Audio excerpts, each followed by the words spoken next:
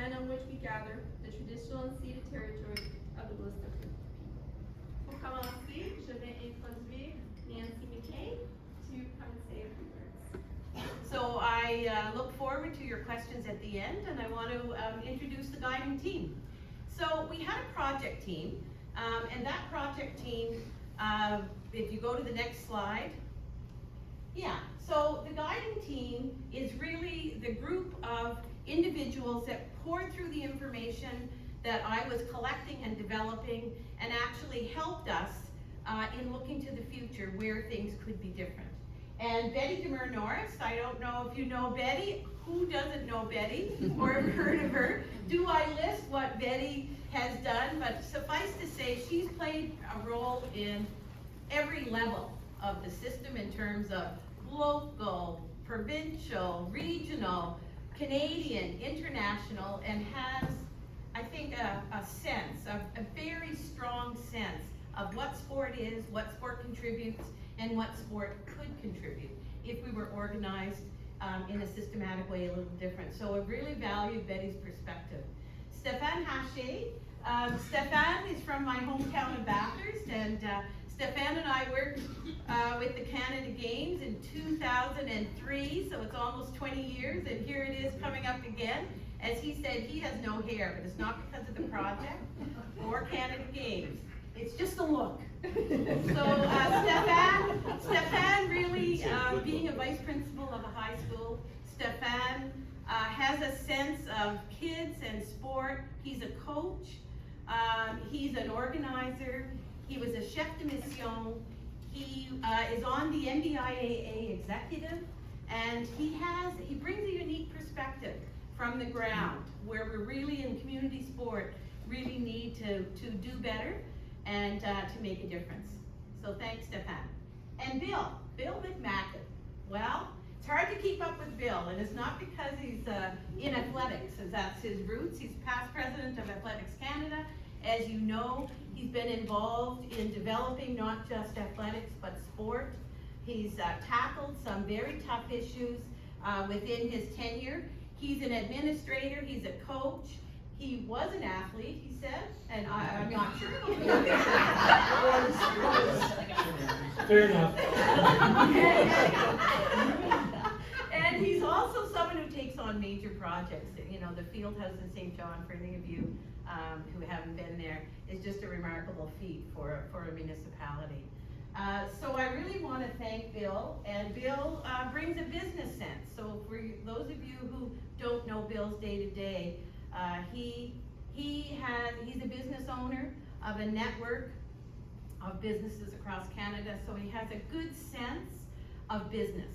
And we need business in sport. If we're going to do the best we can do, we need that critical look of how we do things, why we do things, and being effective and efficient, but also knowing why we're doing things. So this team has been a privilege to work with. The management and committee was the sponsors of the project. So Sport MD President Dave Thomas, Jennifer Bent Richards with the branch, Sabrina, of course, as the interim CEO, and Jason Arsenault from the Sport and Recreation branch. They were the team that we met every 2 weeks, these teams, pretty much for the last, I'd say, 8 months.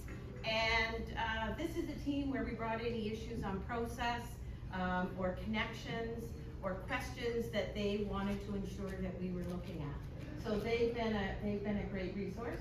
And then the management team, I pulled together individuals that had a different experience, that worked perhaps in situations of real conflict. So I wanted to bring in people that could look more objectively than when you're in the system yourself. Not 100%, but I think we were able to achieve that. Recruited Andre Gallant, who had many years, almost 15 in the Canada Games movement, knows infrastructure and systems of Canada Games delivered across the country.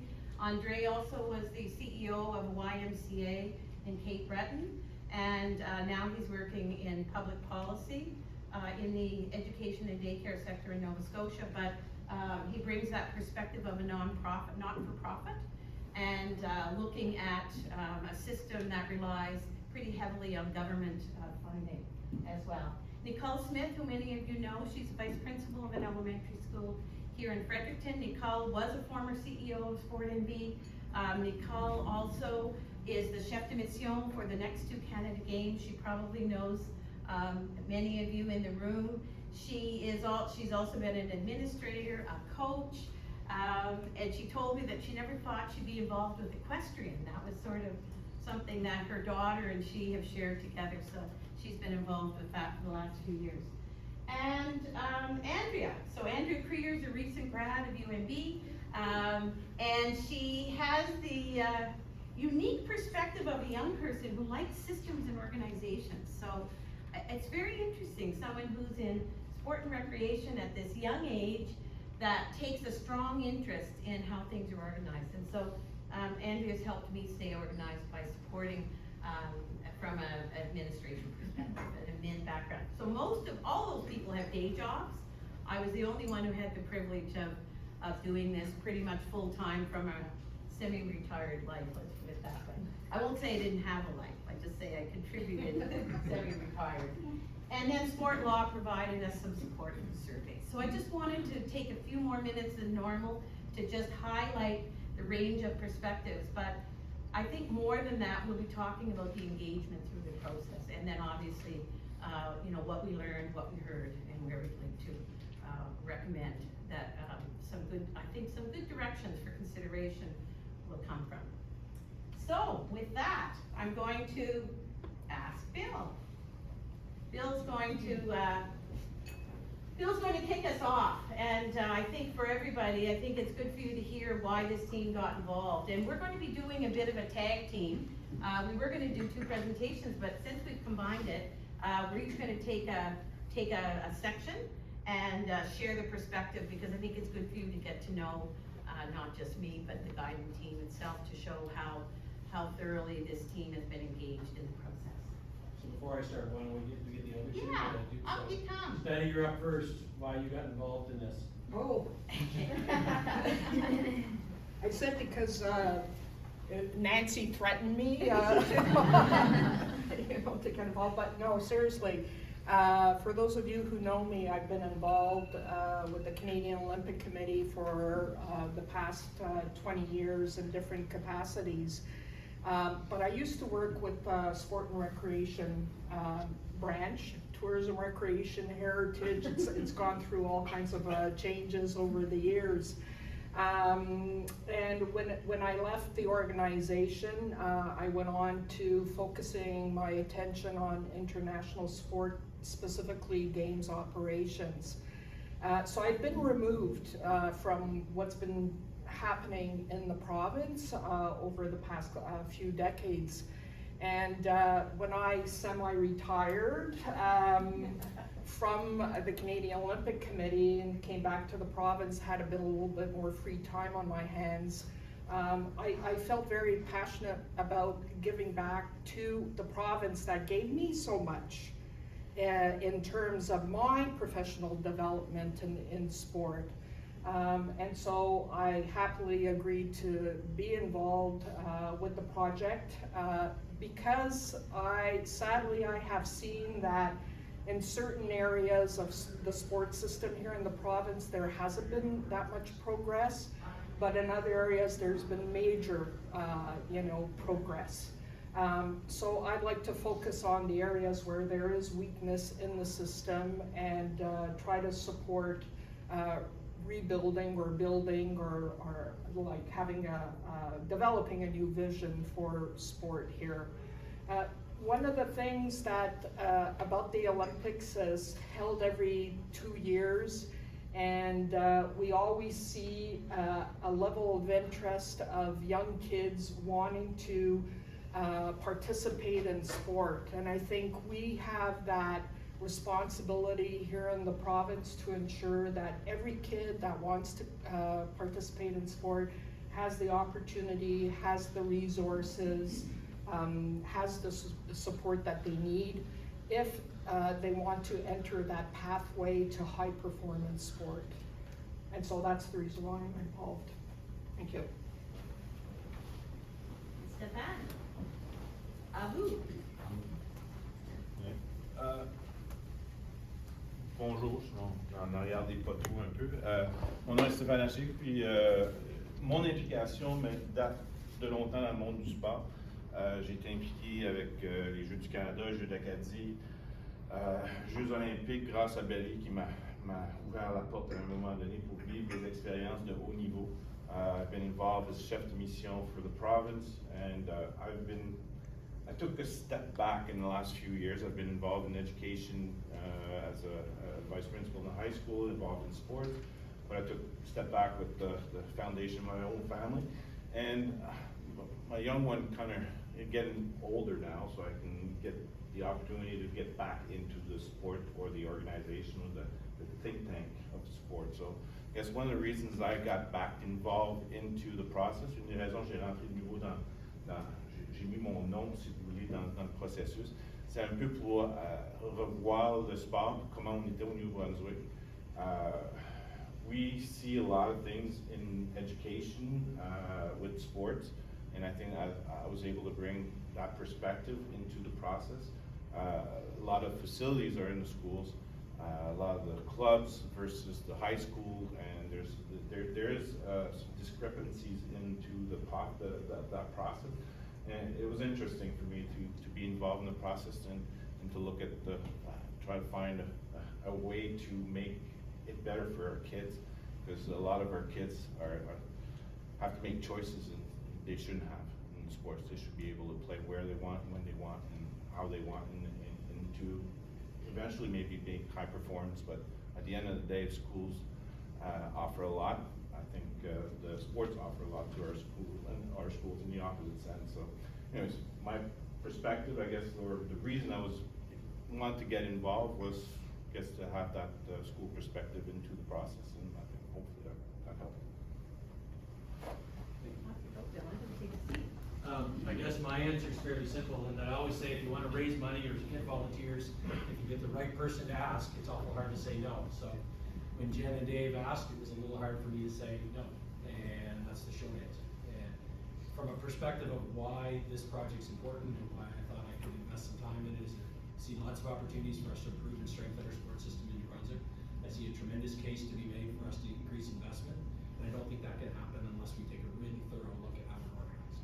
I think the current government in particular, but most governments today, expect us to look deep at how we can operate effectively. Are we achieving our objectives? How can we do more? How can we do better before they think about new investment? So as a platform to grow the sport and grow sport in our province and improve our performance, it has to start at sort of organization level and say, how are we organized and how can we work back? So that's what this sport system analysis is about. And so when we looked at, maybe we'll go to the next slide, we look at sort of the purpose and some of the work that got done. Is that really, there was a whole cross-section of work that group did, that Nancy did, across the whole country, looking at each province, looking at all the different organizations, interfacing with a lot of you, surveys with a lot of you. We heard a lot of consistent themes. It's safe to say that if you talk to certain people in some provinces, they'd say their system was really good or it really sucked. It was sort of the whole range. And it just depended what kind of mood they were in that day, or maybe whether they'd gotten more money that year or less. And so it was really hard to look across the whole country and say anyone had a perfect model.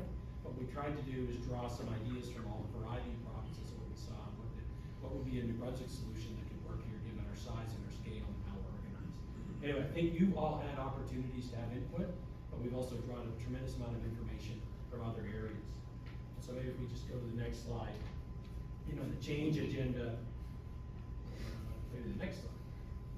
The change agenda really dealt with looking at a whole range of things that are part of it, with the overlying objective again to strengthen the sport system, to strengthen the delivery of service to groups like you, whether you're PSOs or people that are delivering sport on the ground, and to make sure that the leaders that are taking on those types of responsibilities have the resources you need to do it well. So we basically looked at about 11 areas of focus.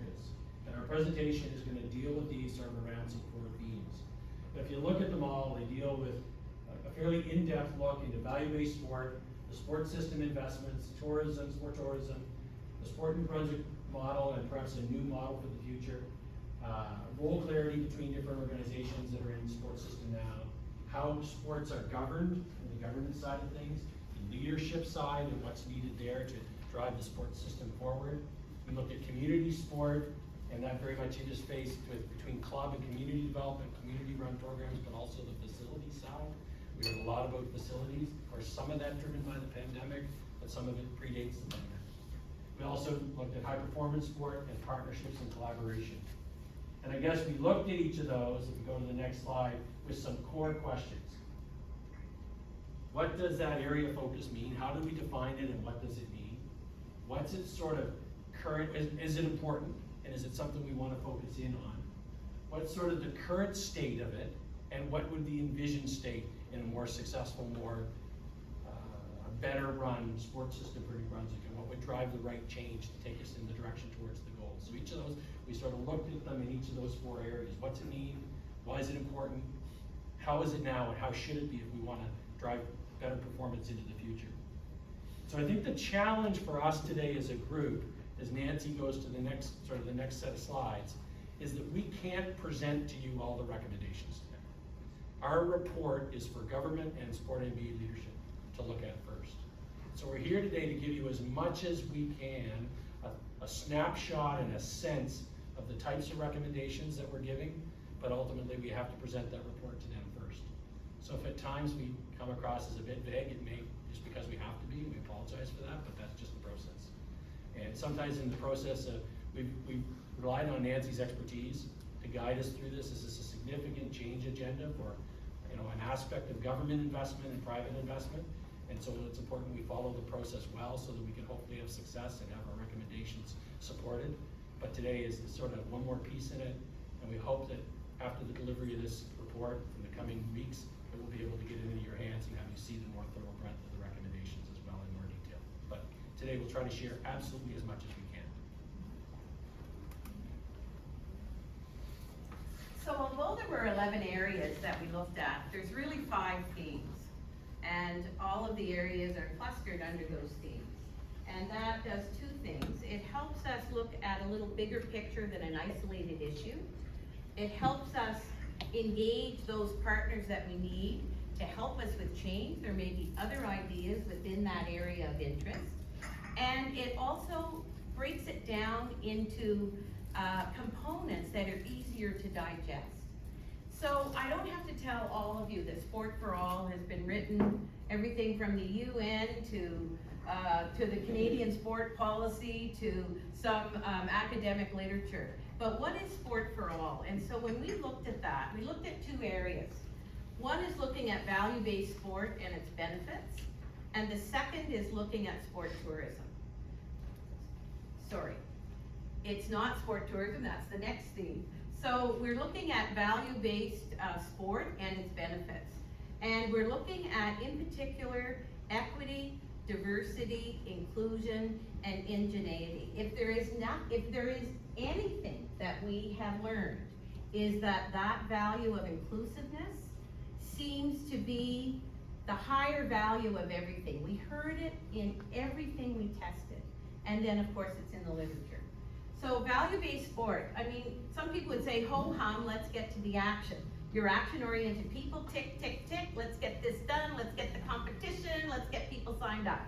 But when you look at why we're doing it and the product that you're trying to deliver, the service, the experience that you're trying to deliver, it's important that it's a welcoming and inclusive experience. And we need to state those principles and values explicitly.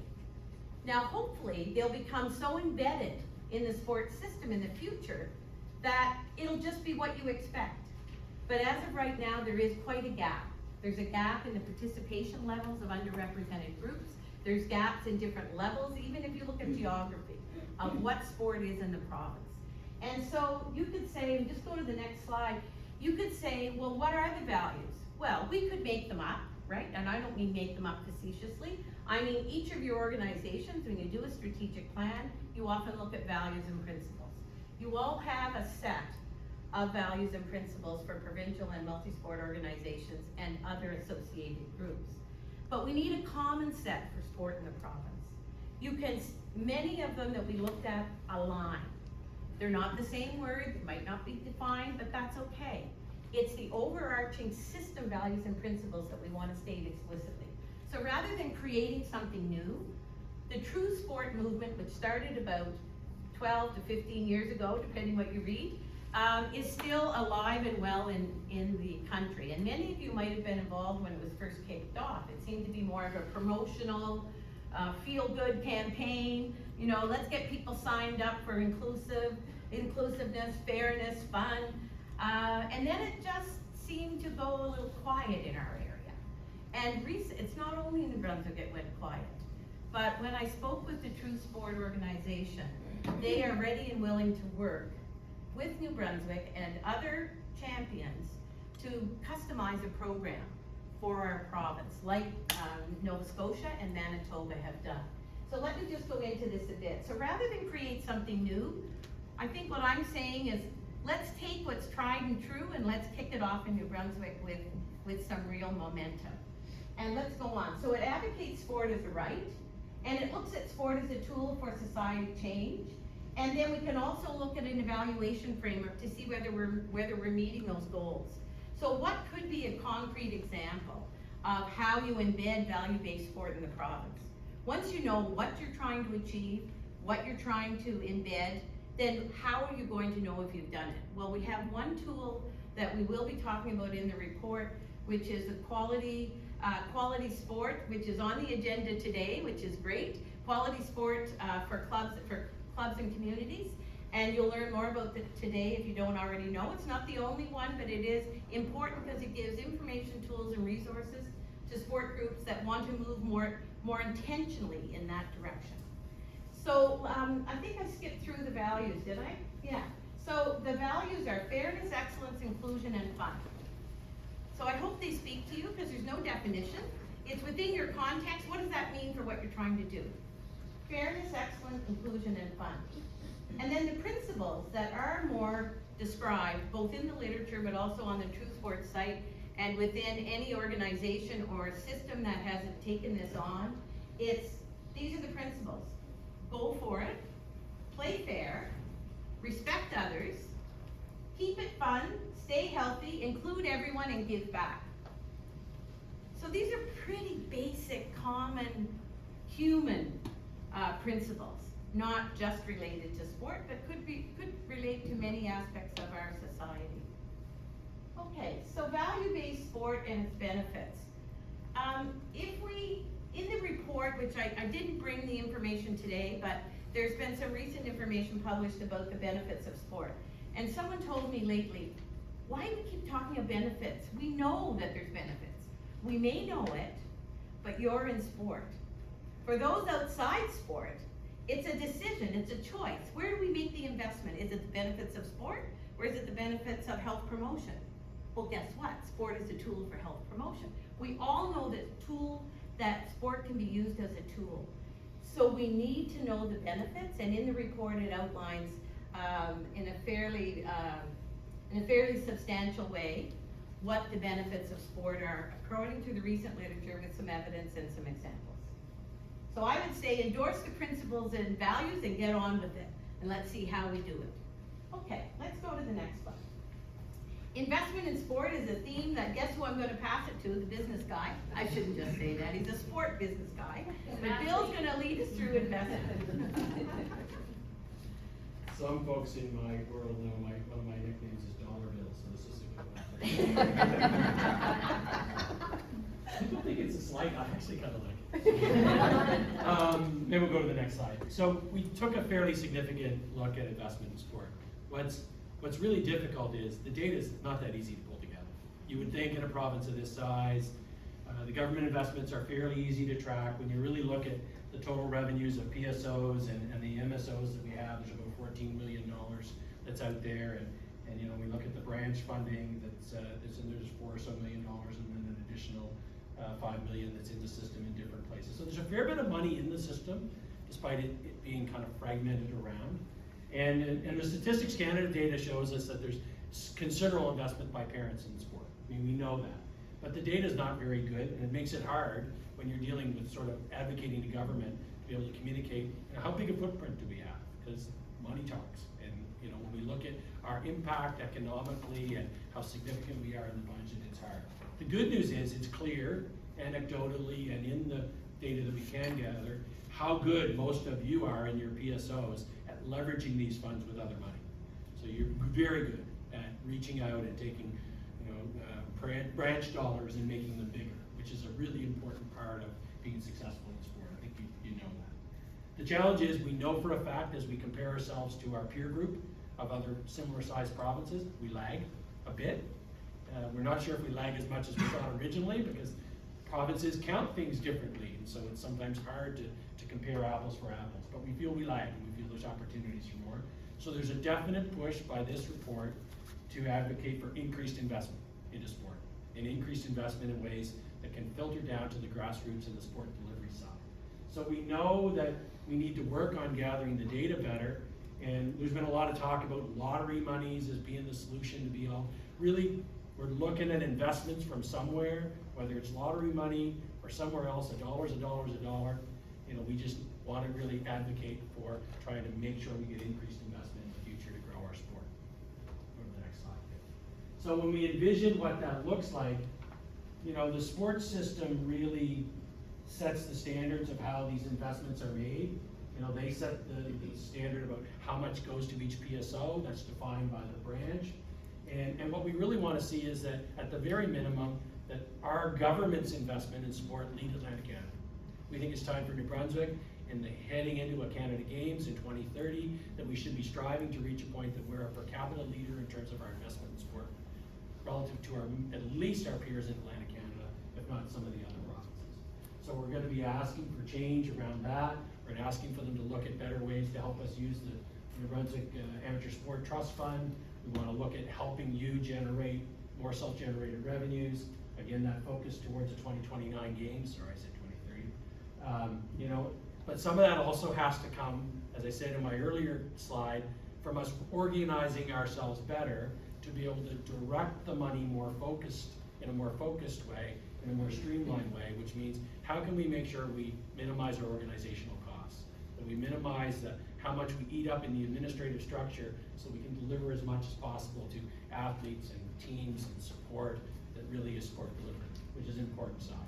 We also see a key role in here for sport tourism, to be a driver for investment in sport. It attracts investment in sport. It helps build. As someone that's hosted a number of events, as a club particularly, we use those as a way to build our volunteer base, to build our assets in terms of equipment, to do all kinds of things. It's an important tool, and there isn't really a good strategy for that. Go to the next slide. So that's a good segue into sport tourism. It's really one of the fastest growing sectors. We can look at certain pockets of this province that have done it really well, and certain sports that have done it really well, and there's huge benefits when we do this well, from an economy, community, social, in terms of the profile it creates for the particular sport or any of the sports involved. So what we're really looking for is to try to create a greater mandate and a greater strategy around that, which ties a little bit into local governance reform. There's aspects of our report that deals with that. There's going to be an expanded mandate for the new regional service commissions around tourism marketing promotion, and we want to see sport tourism play a more vital and significant role in their strategy. So we want to make sure we do that. So that requires sport partnerships with PSOs or clubs, or whoever really wants to be that host entity, and it's a key part of, we think, justifying the investment. And why? When you talk to the senior levels of government, everybody can buy into the benefits of sport for life and youth and development, but again, the economic impact talks a lot too.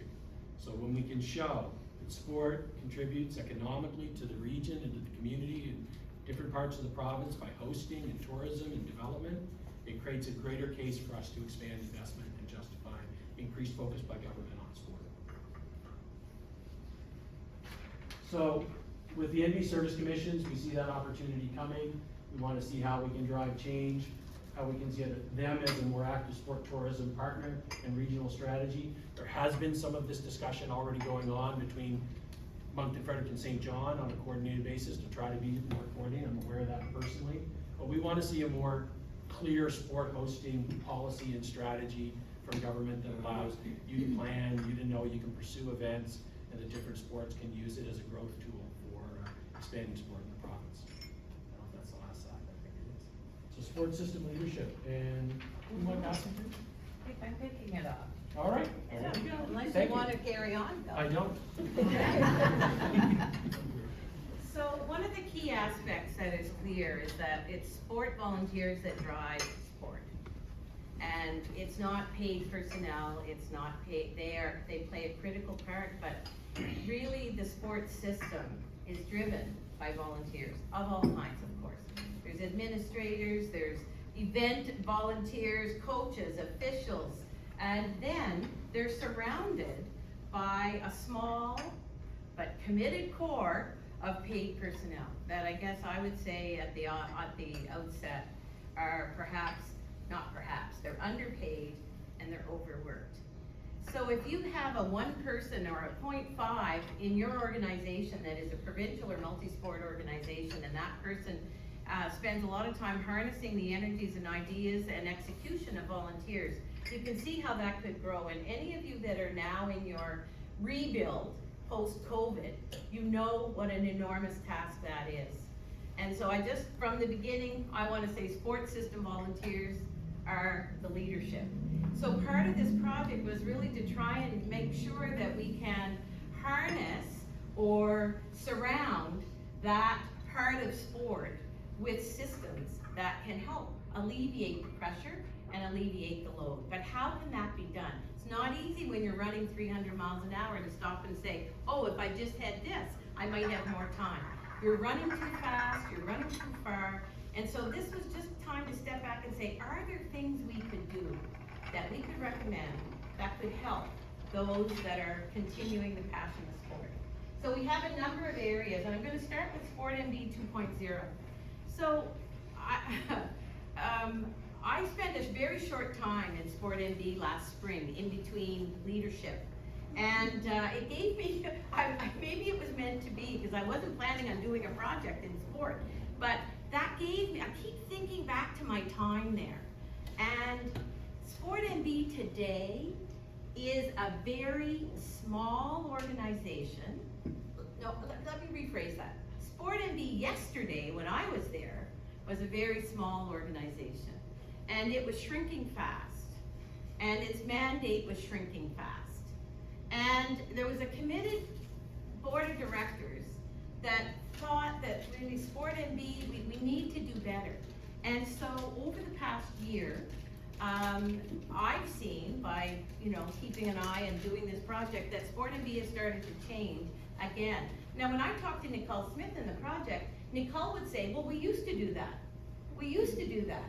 We used to do that. And I said, how many people did you have? Pretty much the same as we have today. And yet sport has grown, numbers have grown, expectations have grown, and so we need to do better. And in order to have a sports system leader, we need Sport MB to become Sport MB 2.0. What does that mean? It means different than today. And so let's just unbundle that a bit and see what we will be perhaps recommending. There will be a series of recommendations in the report with a working model, a potential working model for Sport MB 2.0. And the details of that are for a starting point for discussion. And that discussion, just before I move on, that discussion is going to be at 2 levels. It'll be a discussion between the Sport and Recreation branch and Sport MB, and then there will be a discussion among all of the organizations. Now, this sounds like meeting after meeting after meeting. It doesn't have to be. We have some good working documents that I think can kick off the discussion, and with some committed individuals in a room that can be open and transparent and critical and then creative, you can get where you need to go on leadership. So Sport MB right now, and I put, like these numbers you're gonna see differ on the slides. On one slide I might have 55 PSOs and MSOs, on another slide 65.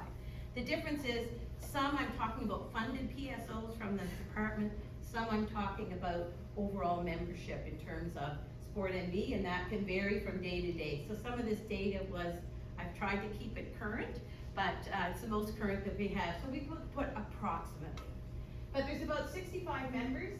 You have limited capacity and mandate. The capacity means that the sustainability of your organization is at risk. And it's because if your president walks out the door, or your 3 top officials, or your board of directors, all of a sudden you can't recruit, then it's fragile because you need that leadership. So capacity at Sport NB is the same. They need a strong board, they need strong organizations with them, and they need to have a strong plan to execute.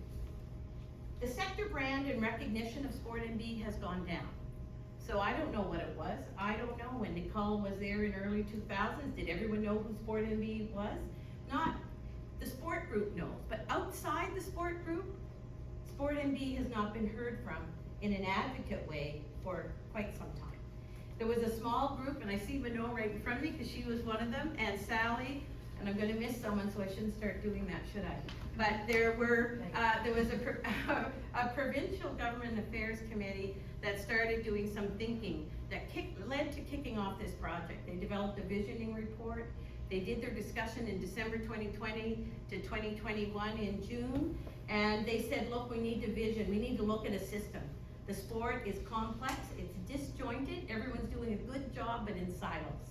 So Sport NB needs to be that convener, that needs to be the people, the organization that brings people together and become a strong voice for sport. When we did the last survey, there was strong support in both surveys for change at Sport NB. And so that's what we're trying to deliver on, and the devil will be in the details, but we've taken a stab. Next slide. So we would like, the recommendation of this project would be that Sport NB becomes the recognized voice and authority for amateur sport in New Brunswick. 4 particular columns. Sport development and delivery, which is huge because it's what we all want to do, is deliver and develop sport. Strategic partnerships and growth, which is very little right now. Leadership development, some, but a lot more can be done. Business services. So if there were a lot of services that you didn't have to do in your organization that could have expert services from Sport NB, like the payroll for those of you that have been involved in that, like the benefits, the group benefits, like insurance, there's a whole list. We looked across the country. There were 65 plus different services that we clustered into 8 sections. And within that, there's an enormous opportunity. And even in Quebec, the Sport Quebec has an arm that provides those services to the nonprofit sector, not just in sport, which raises an enormous amount of money for it. So this is an interesting area. How might we drive change? We need to look at expanding the role and responsibilities of Sport NB, but in partnership with the rest of the sector. We need to expand programs and services and increase capacity. So we'll be making a series of recommendations on Sport NB. I wish I could put the model up, but I can't. But rest assured that if you picture an organizational model, not with positions, but with functions, then that's what you'll see shortly, we hope. All right.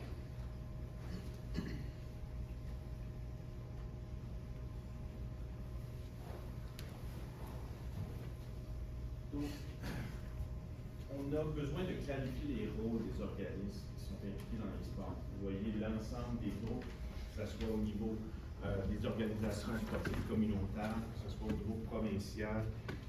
On parle des organismes provinciaux multisports, Entraîneurs Nouveau-Brunswick, le Centre canadien des sports atlantiques, le Sport Nouveau-Brunswick, Direction des sports loisirs, le Temple de la renommée sportive, l'Association des sports interscolaires Nouveau-Brunswick. Le rôle des organismes des sports doivent être clarifiés à l'intérieur du système. Puis toutes ces organisations-là ont besoin d'avoir un support clair et défini. Oui, c'est certain, clarifier les rôles au sein du système sportif, ça nous permettra de réduire la duplication des efforts et faciliter la collaboration entre les organismes. Ça nous permettra aux organisations de se concentrer sur le développement et la prestation de sport. Ça nous permettra d'augmenter l'efficacité organisationnelle.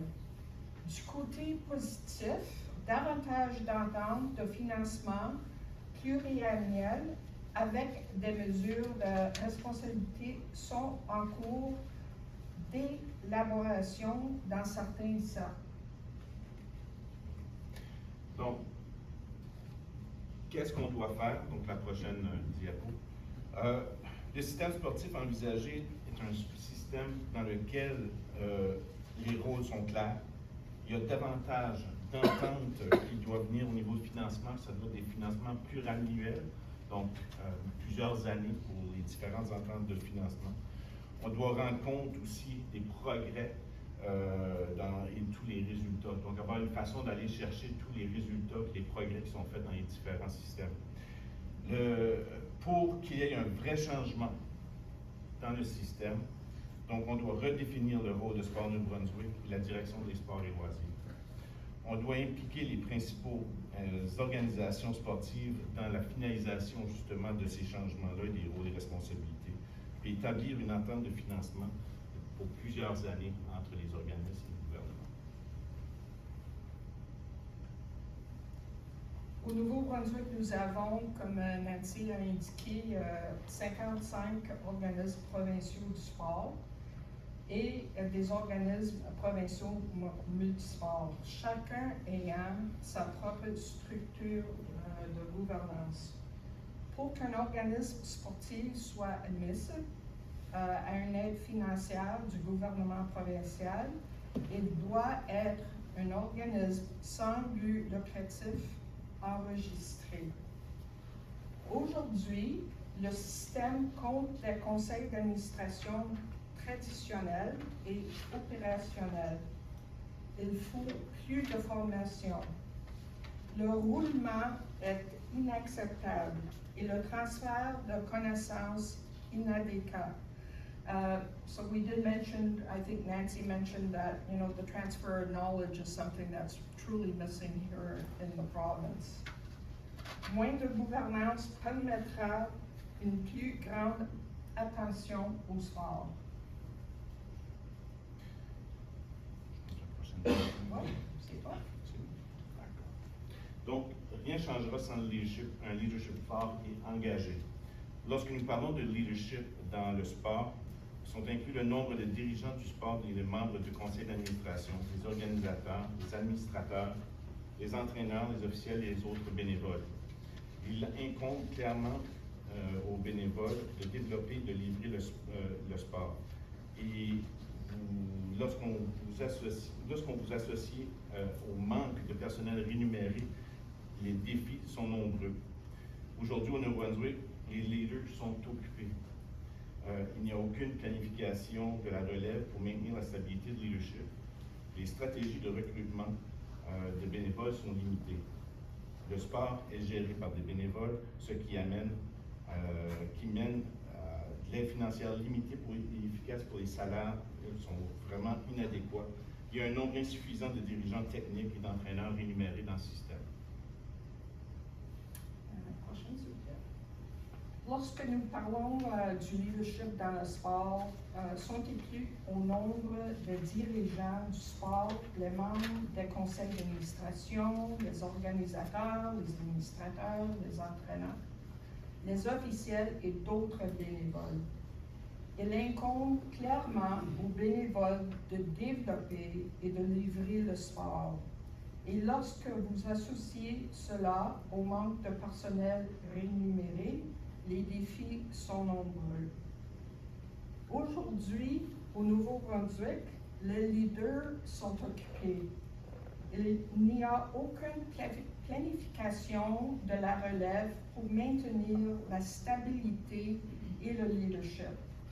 Les stratégies de recrutement de bénévoles sont limitées. Le sport est géré par des bénévoles, ce qui m'amène à l'aide financière limitée pour les effectifs et les salaires sont inadéquats. Il y a un nombre insuffisant de dirigeants techniques et d'entraîneurs rémunérés.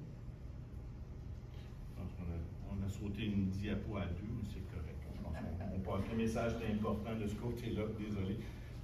Donc, quand on arrive au système sportif du Nouveau-Brunswick envisagé, le système qu'on vise va avoir un réseau dynamique d'employés. On va avoir aussi plus d'opportunités pour les employés pour leur carrière. Donc, en d'autres mots, on cherche à monter ou à augmenter le nombre d'employés qui seraient dans le système sportif à travers la province. Chaque bénévole dispose d'un temps limité. Donc, nous aurons des rôles, des responsabilités clairement définis pour les bénévoles qui sont impliqués dans le sport.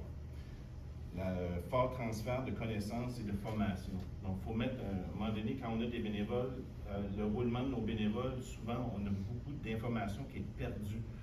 Puis les associations, les organisations professionnelles doivent recommencer à rebâtir le transfert de notions. Fait qu'on doit s'assurer qu'il y a justement un fil conducteur dans tout ce côté-là.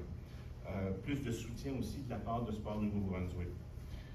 Le succès, c'est une bonne compréhension du pouvoir de nos gens dans le secteur du sport, du personnel, de nos dirigeants. Nous aurons besoin, encore une fois, beaucoup d'informations pour assurer donc ce changement.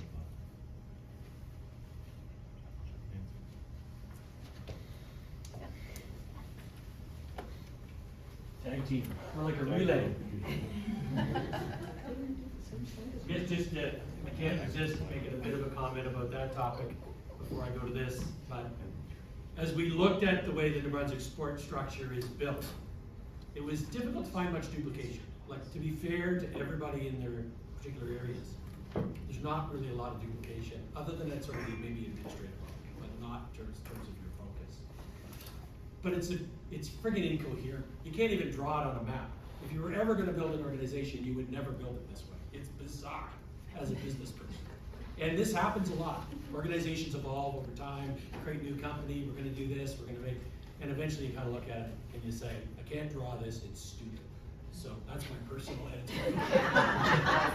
So I wrote down ridiculous in my notes, but you know, to say that you would ever do it this way makes no sense. So the need to change, and back to my original comment about the need to move forward with change and efficiency in terms of structure in order to justify that increased investment as a platform for investment that can be focused, and to improve the ability of all of our people in the sports system to collaborate together and work better together. I think that's ultimately the goals of it. It's got its challenges, but you know, some of what we saw was just like, anyway. It's typical, but it's weird the way the world evolves in terms of organizations and different things. So we did take a fair bit of look under sport and development around community sport. So we want to go to the next slide. 95% of what we deliver in sport is through your PSOs, through community agencies, through sport groups that are out there in the field delivering sport. And we need to support that because that's the foundation of participation across our organization. I think we saw, and a lot of the feedback we saw coming in was symptomatic of COVID and access to facilities and a lot of frustrations that we've all felt the last 2 years. But again, some of it predated that. The challenge that we see a lot is still a lack of collaboration between sort of local networks of groups, people not working together as well as we can, a lot of overlapping sort of sport organization stuff where, you know, volunteer burnout is a problem and not enough, you know, ability to have enough volunteers in today's world to support some of this structure. And again, back to that comment from earlier, a little bit of the inability to transfer knowledge between generations of volunteers sometimes across these organizations. But the thing is that we know if we get this right, we get sport right at a community level across clubs and schools and physical education in the school system, and these regional service commissions and the owners of the facilities, we can grow most of our sports, support it better. And so that's a very key priority as we look at how we do this. Next slide. So what we sort of envisioned really is a much better coordinated community sport model, which is going to require us to be more coordinated in terms of being able to then drive that change across the province with sort of the main goals in mind. Higher participation, improving the quality of our programming, providing better support for clubs and schools in sport, trying to build better school-club cooperation. We see it in certain sports work really well, some sports not as well, but there's a huge opportunity for club and school sport to work more closely together. And then collaboration better across municipal and education and other sectors that control a lot of those facilities. If we do that right, you know, the investments that we already make in community sport will go further. We'll be able to tap into a lot of this local sector work that we do and help support some of our local clubs. Some of you already do this well. Some sports are models for this. Some struggle because they're smaller. but there's that need of being able to coordinate it. We talked a lot about the influence we would have on school sport and physical education, and that's still a challenging one for us because the school system is the school system. But it's important. It's important, and that's where we see a new organization being able to play a stronger advocacy role in terms of reaching out to school sport and making it stronger and helping making it a key component of our education system. So with that became access to facilities and spaces. You know, New Brunswick today, it's variable all across the province. There's a little bit of a who you know and who you can get contact with to make sure you can access the facilities. We often have very limited input as sports into sport facility design. And I can't speak for all of you, but I've been involved in consultations around sport facility design with municipalities where they really talk about doing stupid things, very recreationally focused things that work, but that don't support the development of sport in a good way. And we see that sometimes with the gaps of systems where in terms of what they do, and so there's an opportunity there. And then I think there's a real opportunity for us to strengthen the weak communication between the school sport and the sport municipal sector. Ultimately, the goal will be to have an impact on policies, to try to have consistency of access across this province, to try to drop some of those barriers to participation and some of the outdated ideas that exist in some cases around facility layout and usage across things. So it's we envision a stronger collaboration environment where we can do that we see increased funding for professional leadership around community sport, which really could be at a club level, could be at a school level, could be in a host of areas, but that people are working together. And more formal arrangements between facility operators that allow you to have greater comfort, that it's equitable and fair and affordable and all the things you need to be able to access facilities. The second aspect of this component is high performance.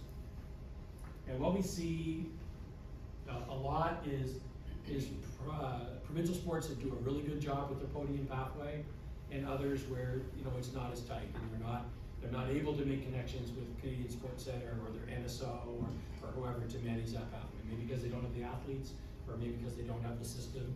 But essentially, we want to try to strengthen that pathway, and we want to try to use this initiative as an opportunity to set some very clear goals around high performance in New Brunswick and how it should look, and how sports should be interfacing with the agencies that the province funds as a partner, like CSCA and others. So the thought is that ultimately, the province really doesn't have any clear high performance goals.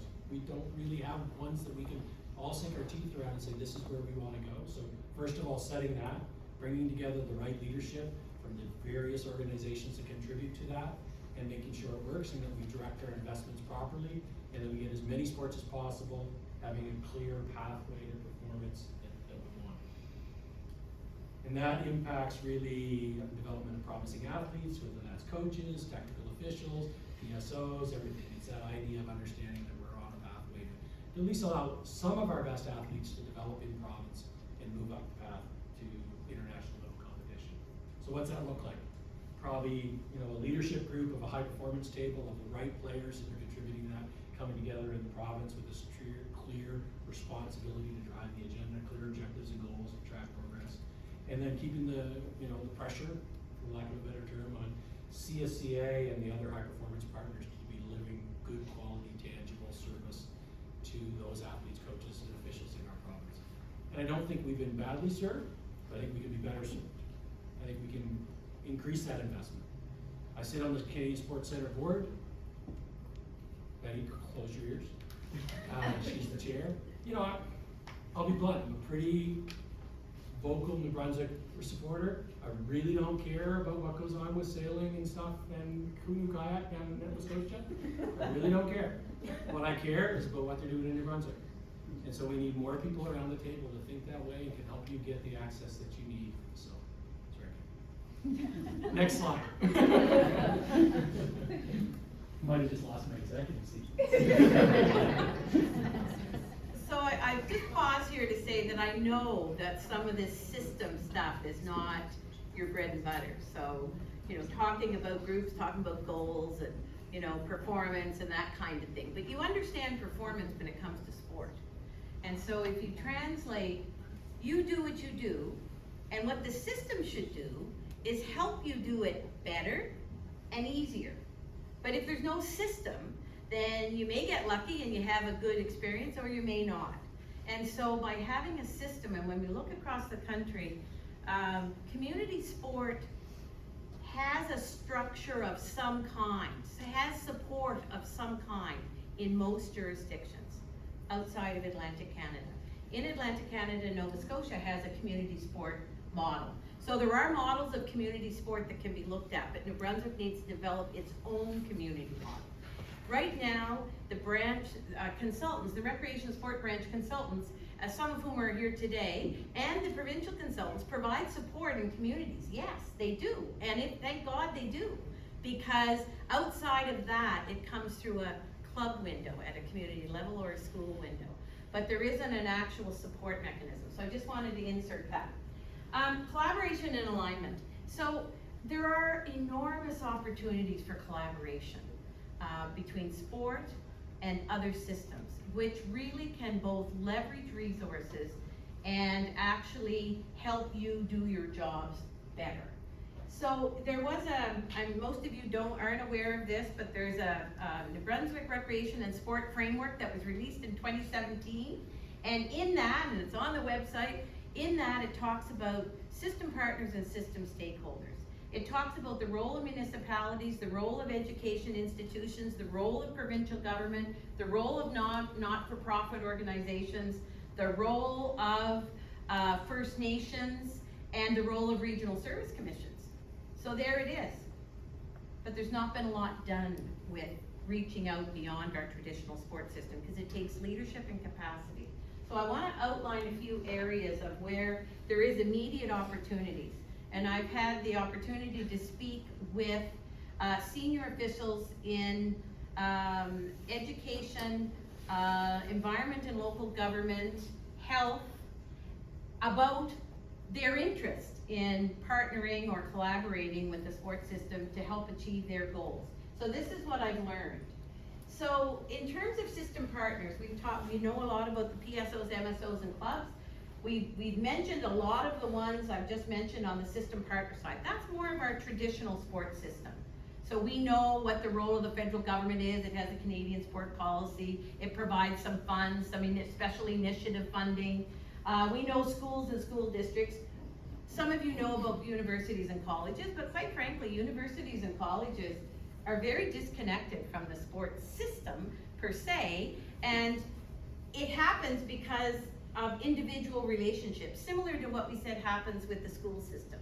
So it's not that colleges and universities aren't there, it's that there's no intentional structure or discussion about how to work better together, but there are opportunities. Both at Université de Moncton and University Athletics at UNB, we had some very interesting conversations. And there is infrastructure there, there's leadership there, there's knowledge and research opportunities there. Interns and co-ops, students I know have been taken in by many of your organizations, but it really happens because it happens ad hoc. And so really, where it happens well, let's harness that and let's develop something that can make that quite energizing for the sector. But it's the right-hand side I want to talk about. So system stakeholders, education and early childhood development. Well, we know, as many have said to me, if we can't crack the school community connection, we're not going to get anywhere, because our athletes are divided, and education, physical education starts in schools. We know that there's been diminishing curriculum expectations. Sometimes it's the standards that have been diminished, and sometimes it's meeting those standards that has been challenging. So there's a real important role of engaging youth in physical activity or physical literacy at a very young age. And we know there are things out there that if you don't catch a child before they're 10 in physical activity, then it's hard to capture them later on in life. So it's the early learnings, and that happens in education. Also, when we talk about inclusiveness, our values and principles, what's the most inclusive setting for kids? It's school. They go to school, they're transported to school, their physical education is free. I mean, it's part of their, tax supported system. After school sports. Often there's second buses that take kids home. There's the middle school organization where you can pick some sport-related, physical literacy-related activities after the formal school day. So all kinds of opportunities there. The local governance reform strengthened the mandate of regional service commissions in 3 areas. One is an increased mandate in tourism promotion and development. Sport is not there in a formal way, but could be. And I think they'd be welcome, because sport is happening in our communities. You are organizing activities every day, but we're not capturing the benefit of those activities. So we do it for major games. So the Canada Games, they require an economic development tool that you use to see the impact. Some of you may use that economic tool in terms of part of your funding requirements if you go to government, or if you're getting funding from outside agencies. But we could do much better. And we know that there's millions and millions of dollars that are not being captured to strengthen the argument that sport develops communities. So the service commissions, that's the tourism one.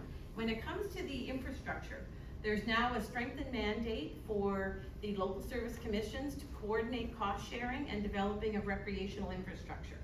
Sport needs recreational infrastructure. You could call it sport infrastructure, but it's recreational infrastructure, because they're looking at municipalities across regional entities.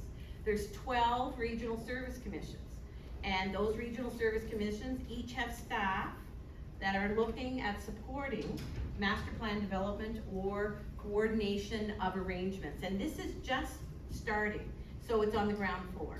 So there's an opportunity for sport to have a voice there, a stronger voice, and sport also needs to advocate for more paid recreational professionals at a regional and a local level. It's critical.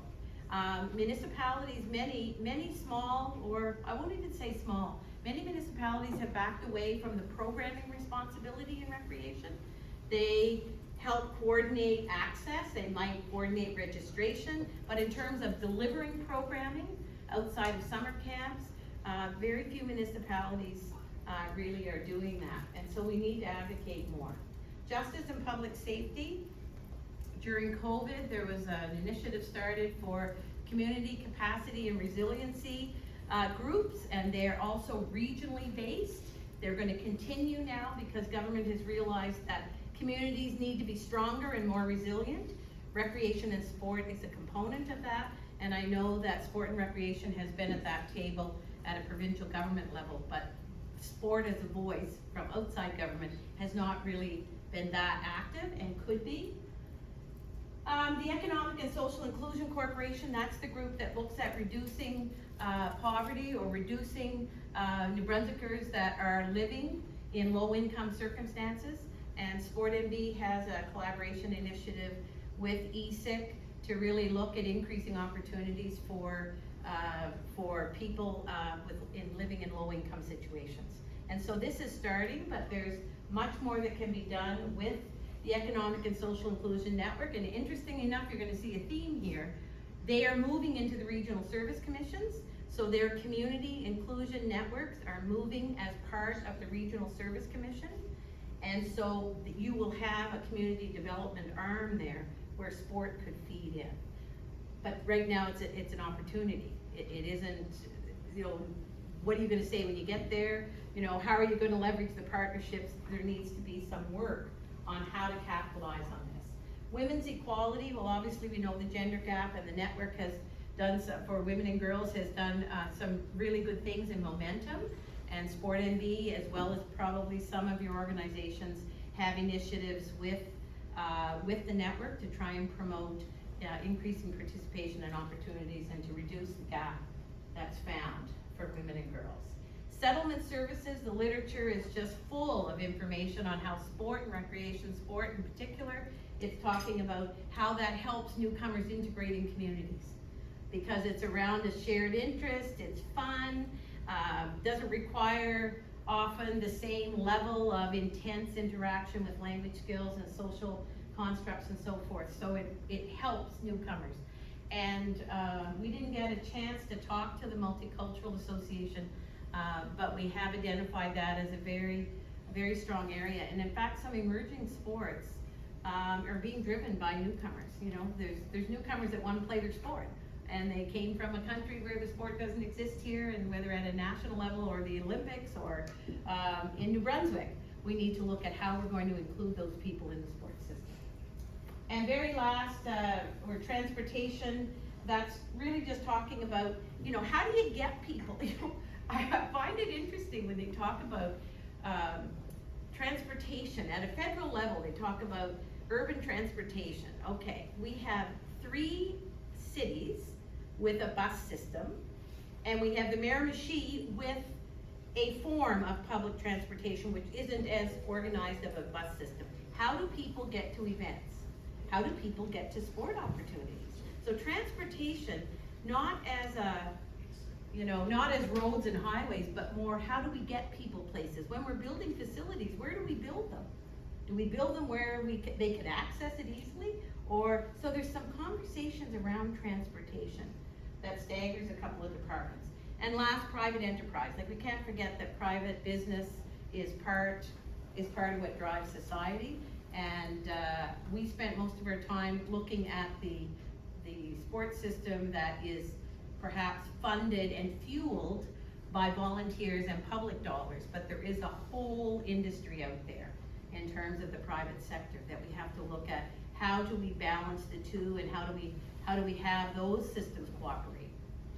And I'll finish with an example on private enterprise. It's not quite private, it could be not-for-profit partnership, but I'm an avid golfer, and where do we often have our golf opportunities? It's with an organization that is a not-for-profit golf club. Or where do we get yachting? It's with a yacht club. Or where do we do skiing? It's with a ski hill operator and owner. So there are some sports that depend on not-for-profit or membership-driven and privately owned facilities, so we can't forget. This is the area that I love, because I really think that you're going to do your sport well, you're going to design your system well, but if you got to get out of your system, and then you'll see the opportunities, not just sport for development, but development for sport. They'll give back to strengthening your systems. If you can just pick, you know, this is over time. No one expects this to happen tomorrow, but in a decade or two, this could be part of a really strong system. At a regional level, there's now 12 commissions with a tourism mandate, a recreation infrastructure and cost sharing mandate, and a community development mandate, and sport fits in all 3. So it's finally broken down from a provincial level to communities, and so we need to develop community sport. And I'm sure we're over time, are we, Sabrina? What time is it now, 22? A little bit. I think some people need to watch. So we're done, I think, just about. 2 slides, okay. The next steps, and I think you want to hear this, Bill, it's okay if I run through these? All right. So the Envisioning Sport project, this is what we hope to accomplish. Delivering a more unified system, helping you in this room deliver on your responsibilities, so easier and with more support, less stress, strengthening relationships, equity, diversity, inclusion, accountability. If we ask for more dollars, we need to be accountable for where those dollars go. So we need accountability measures, multi-year funding systems. We need more information. I could do a 10-question survey, and I bet no one would get the answer. How many paid sport professionals are there in the system? How many PSOs are in the system? How many clubs are in the system? I looked for data, and the branch has the best that there is, but there is no data collection mechanism that can help make your case. Last is we need a Made in New Brunswick solution, which means all of you need to be part of it. So we deliver the report by the end of the month. It's now in editing, so it is not concluded, but it's getting very close. The transition team, hopefully the sponsors will say, great, let's look at some of this. We need a transition team to take us to the next step. And then implementation is from now forever. But we've put 2035 as an artificial year to say it takes time, but it's worth the effort. So again, we want to thank you. You're going to have a break, and then you can drill us with questions. And be as gentle as you can to get your point across. So make sure you ask what you came to know. All right. Thank you. OK, on va prendre, je sais que tout le monde a hâte de prendre une pause. On va prendre une pause de 10 minutes, puis on va revenir pour avoir une période de discussion et de questions. So we'll take a break for 10 minutes, and then we'll come back for fruitful discussion and questions. Thank you, everyone. Our sport recently went through a very huge change. We introduced a 10-year NSO strategic plan, and there's a lot of interesting things in it. And I see a lot of duplication. So one of the questions that came up during your presentation, and comment I've heard since we started, was this made in New Brunswick approach. I've seen what's happening at the national level, and there's some duplication there from sport, and from our sport especially. So for sports that are expanding in the national sense, what does that look like when we bring that made in New Brunswick approach to those? Yeah. I I knew you were can gonna kick know. in. I mean, Okay. as a Yeah. past chair of an NSO, I know exactly where you're coming from. So, but I mean, what we need to realize is within the sports structure, sports are governed that way, right? And really, what we're mostly talking about is how the provincial investments get administered and sent into your system. So really, I don't think we're looking at major change to tell you how to run your sport. What we're trying to do is do major change to help you deliver on those national and provincial objectives in your fellow strategic plan that you have nationally. So I think in terms of Athletics Canada, which I chaired, you know, we're not as strong in terms of having a provincial strategy below the Athletics Canada kind of focus, but we sort of do. Could be better. But the idea, we still respect the fact that those sports have to work within that framework, and that, I want to call it silo, that sounds wrong, but within that framework, that's your accountability and responsibility. And our goal would be to try to put more resources in your hand and to put more provincial support in place to make sure that your staff and your board, you and your board, have that, can draw on resources locally here that you need to run a provincial organization and support your clubs. And then in whatever way possible to integrate that into community sport too. So I would hope that wouldn't duplicate. We would hope we would take your goals and help you realize them, I think is the simple answer. That make sense? Yeah. On the positive side, it's great to hear that an NSO has that, you know, in their strategic plan and whatnot, because what we heard from you throughout the consultations is that there is a disconnect, I think some of the PSOs are saying, with their NSO. And so it's great to hear that Velo is doing this, and we're hoping that we'll see better coordination with the NSOs moving forward. Well, I think when you say disconnect, and I'll speak up for a lot of sports, it's because NSOs are driven by OTP funding, and that dictates a lot of what they do. Sure. And if anyone wants, if you want to do some research, look at Cycling Canada's model.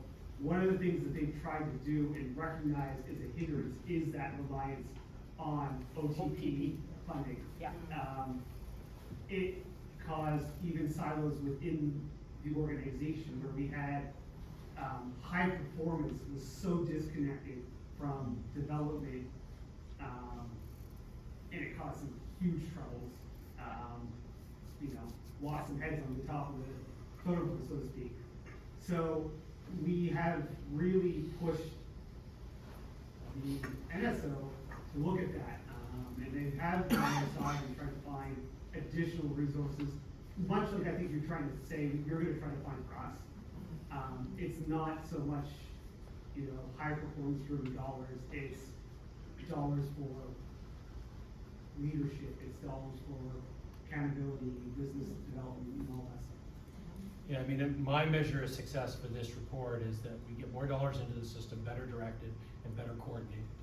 And to me, that's maybe not the only objective, but that's a really core one, because having chaired a PSO as well, I know how difficult it is every year to kind of keep the machine going, just to deliver our sport at a high level in the province. And not all the PSOs are in the same position. Some are more developed than others, and so, but we would certainly want to align well with whatever that sort of provincial developmental strategy that's part of a national framework, which will vary a bit by sport. That's just how it is.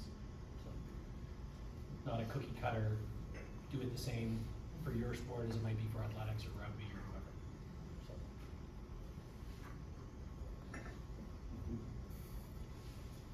All right, thank you. We are pretty quiet in this room. I'm surprised. The sport and recreation sector's quiet in a room. So come on, it's time for the questions. Yes. Hi there, Steve LeBlanc with Athletics New Brunswick and a few other organizations.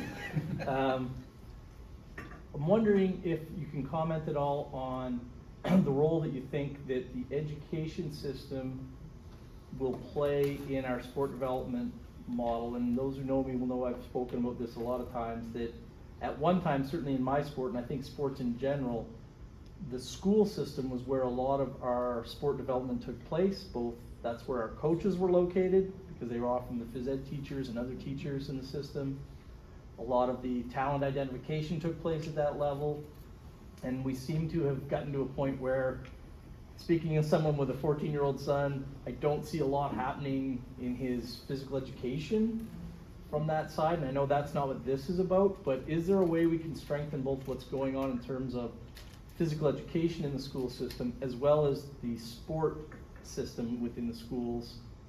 Is there a way we can sort of strengthen both of those? Because I think for us as a province, one of the areas that we really have gotten to the point of lacking is the sport development piece from the school systems.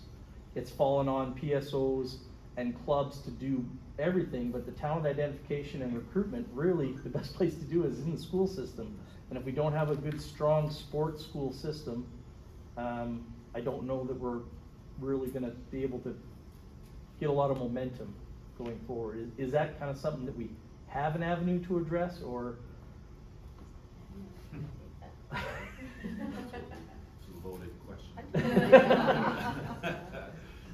Well, education, first of all, I'm being part of the system.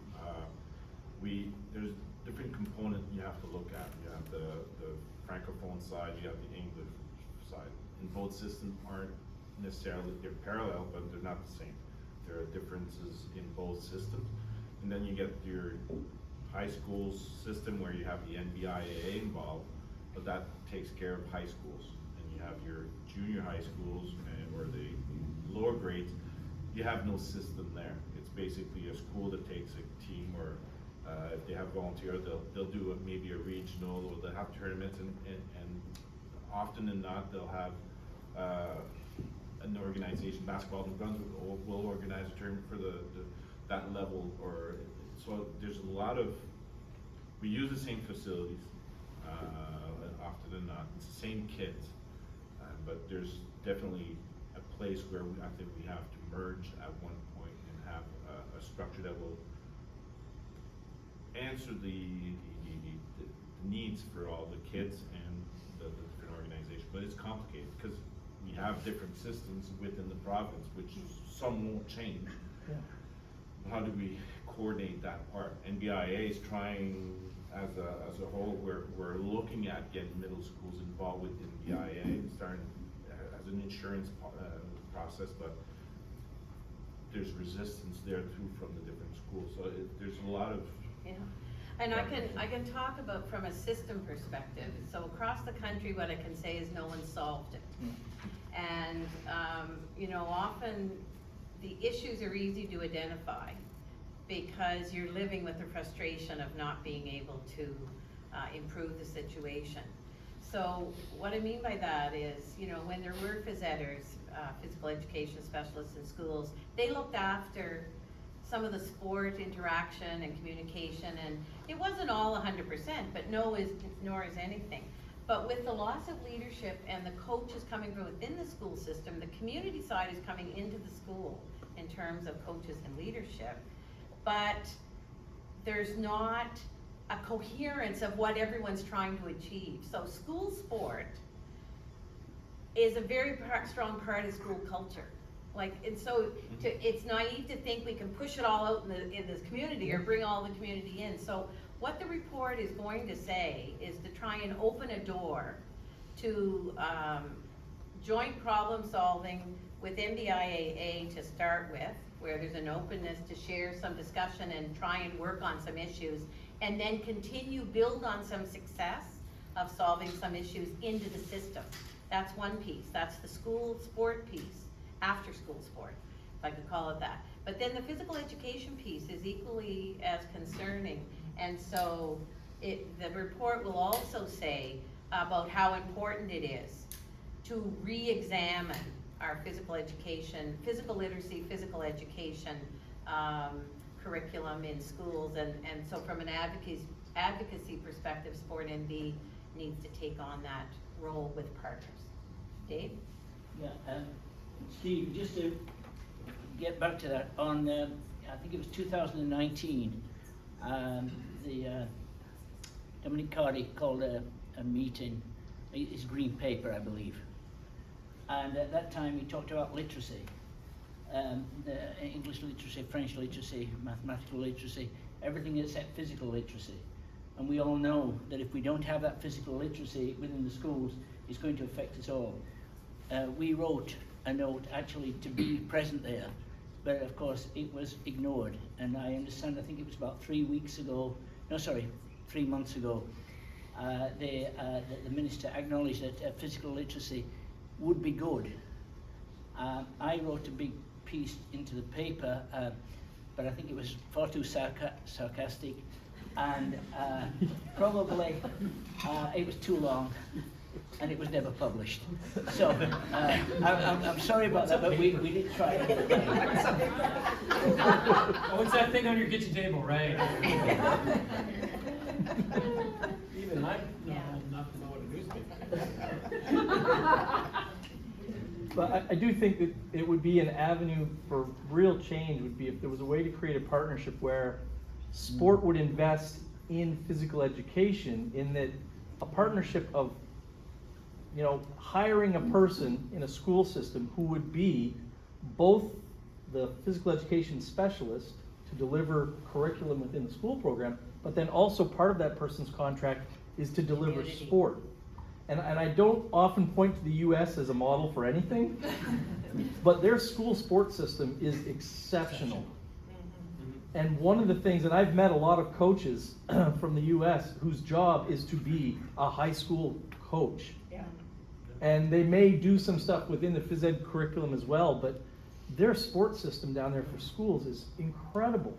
And I'm not saying maybe it's the model that best fits for us, but I can imagine a role for a person who is a full-time sport and physical education professional within a school to deliver physical education curriculum better than what we're able to, I think, right now, and also have that person play a role in sport development as a whole by being that coach person or at least organizer for school sport programs. And if each school had a person like that, we'd solve a lot of problems, both public health wise as well as sport development wise. And I know that that's I don't know what Stefan thinks about this, but there, you know, there's a model that exists that it's similar to what you're thinking about. Your community, I don't know what you call it in the French system, but the person that builds relationships and partnerships in the community.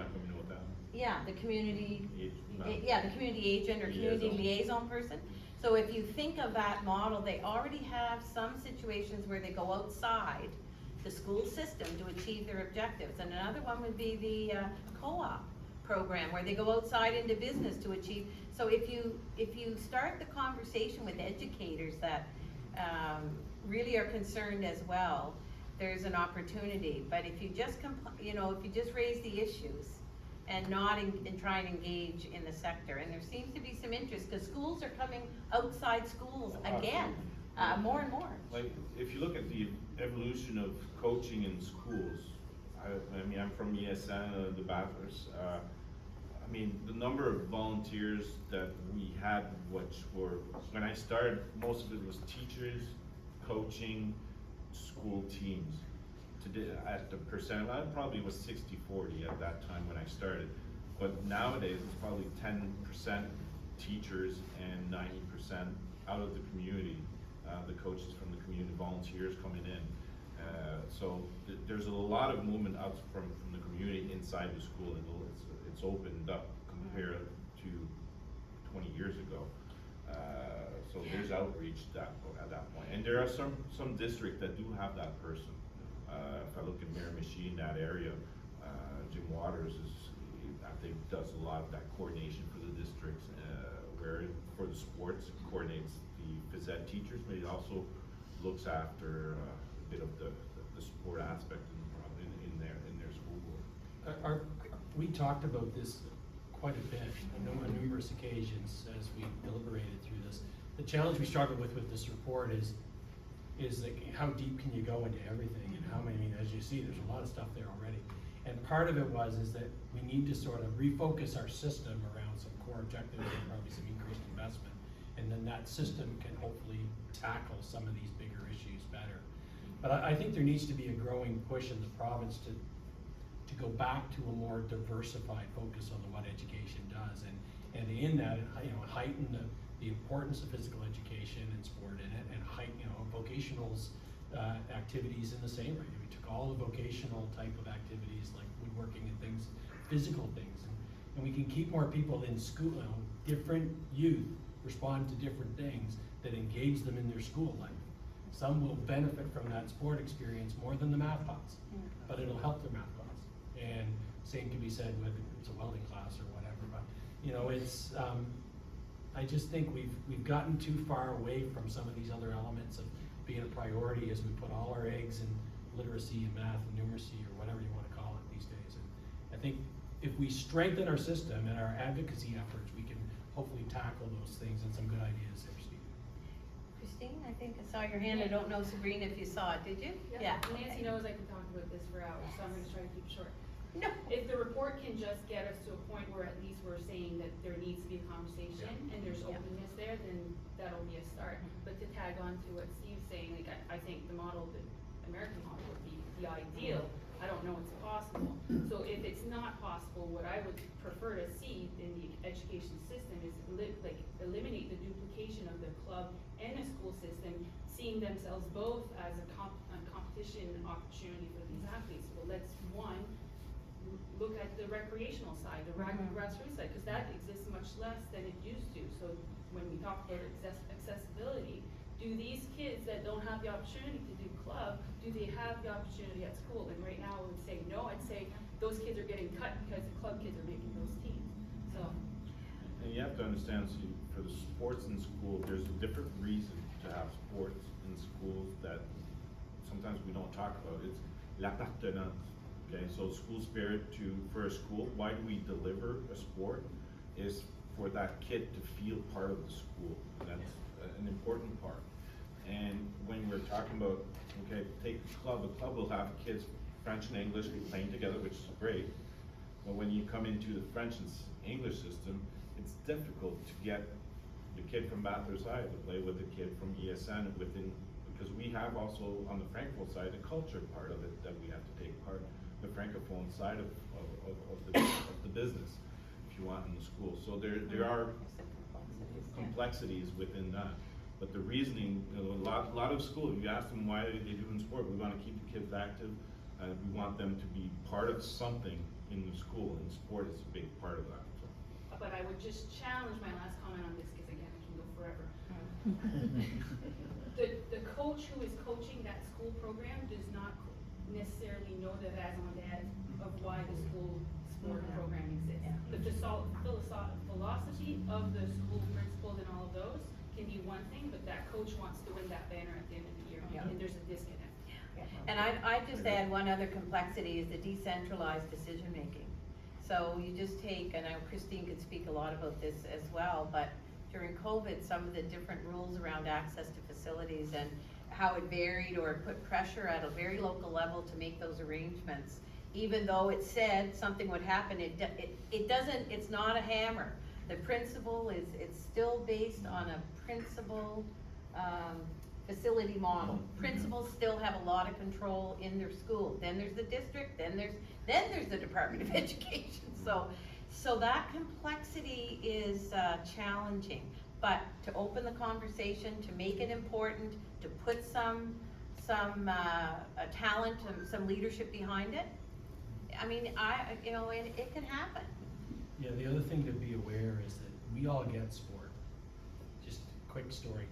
The first presentation I made to the City of St. John Municipal Council about the field house, I walked away realizing that only 2 out of 10 councillors and a mayor had kids in sport or had been active in sport themselves. And I kind of walked away thinking, like, they don't even relate to what I'm talking about. And so the next time I come back, I kind of reformatted the presentation. But when you get into a leadership room, whether it's cabinet or whoever you talk to at a leadership level as we do this, you gotta recognize a lot of them haven't sat ringside, or haven't sat in the bleachers, or haven't participated in the same way, you know, just because they come from other backgrounds. And we need to craft our message very effectively to respond to that group, because they don't all, like, we all get it, but it isn't just automatic for them. It's a big issue. Mike? Thanks. Mike O'Brien, I'm on the board of Sport NB, but I'm just brand new to it, so I can plead a little ignorance here. And I'm not speaking for Sport NB because I'm just brand new to it. But I have a question for you. Because I wasn't involved in the development of this, so it's new to me, and it's all good stuff, and I appreciate the work that's gone into it. But you're going to have to deliver a report that's accepted, right? And you have to deliver a report that the provincial government accepts, right? So you're talking, Bill, about, you know, the St. John Municipal Council. So how do you, everybody here is an executive director or director of a different group, and every time a group speaks to the province versus one body, it dilutes the message. Everybody's chasing a pot of money. Everybody has a board of directors. Everybody has their own KPIs. And how do you take this report and make it exciting enough that, bold enough in the recommendations that, let's say the provincial government, who's going to fund a lot of this stuff or help streams of money come into it, whether it's through the provincial government or other accesses, the current government is all about process, right, and deliverables. Here's a report, you want more people, you want more money.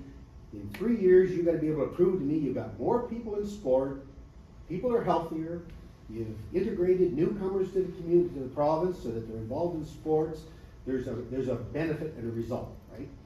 And how do you get this report that can be groundbreaking and get bold enough that say the provincial government and the federal government can get behind it and say, look, you've got deliverables here.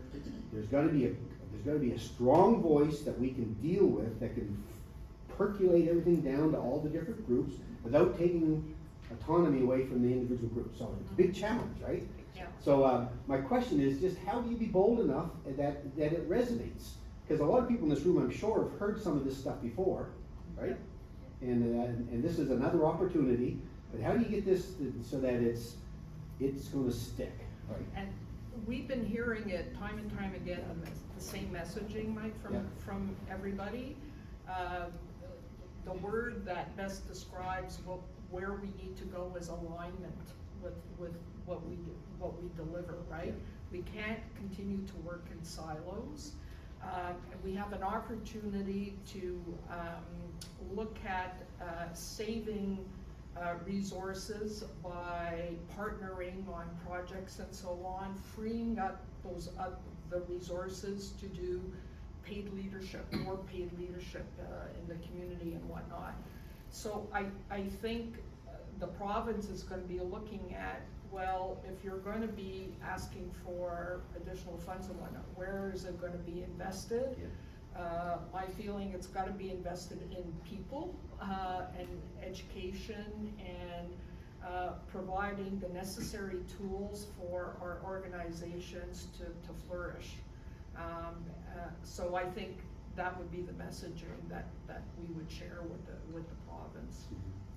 And I think by recognizing every sport voice has a place, but if it is fragmented, right now there isn't leadership in that space. So everyone goes with the intention of, for their sport, their organization, they can deliver it. But then there needs to be that amateur sport voice that doesn't, what's the word, that sport organizations can stand behind, because you don't have to have the detailed discussion to be able to present to cabinet or present to funders at the sport and recreation branch. What you need are clear targets, accountability, data, And I think we're going to be recommending multi-year agreements where possible, which touchstones annually. So right now, from year to year, if one organization doesn't get their funding the next year, which I don't think has happened too often, I can't speak to that,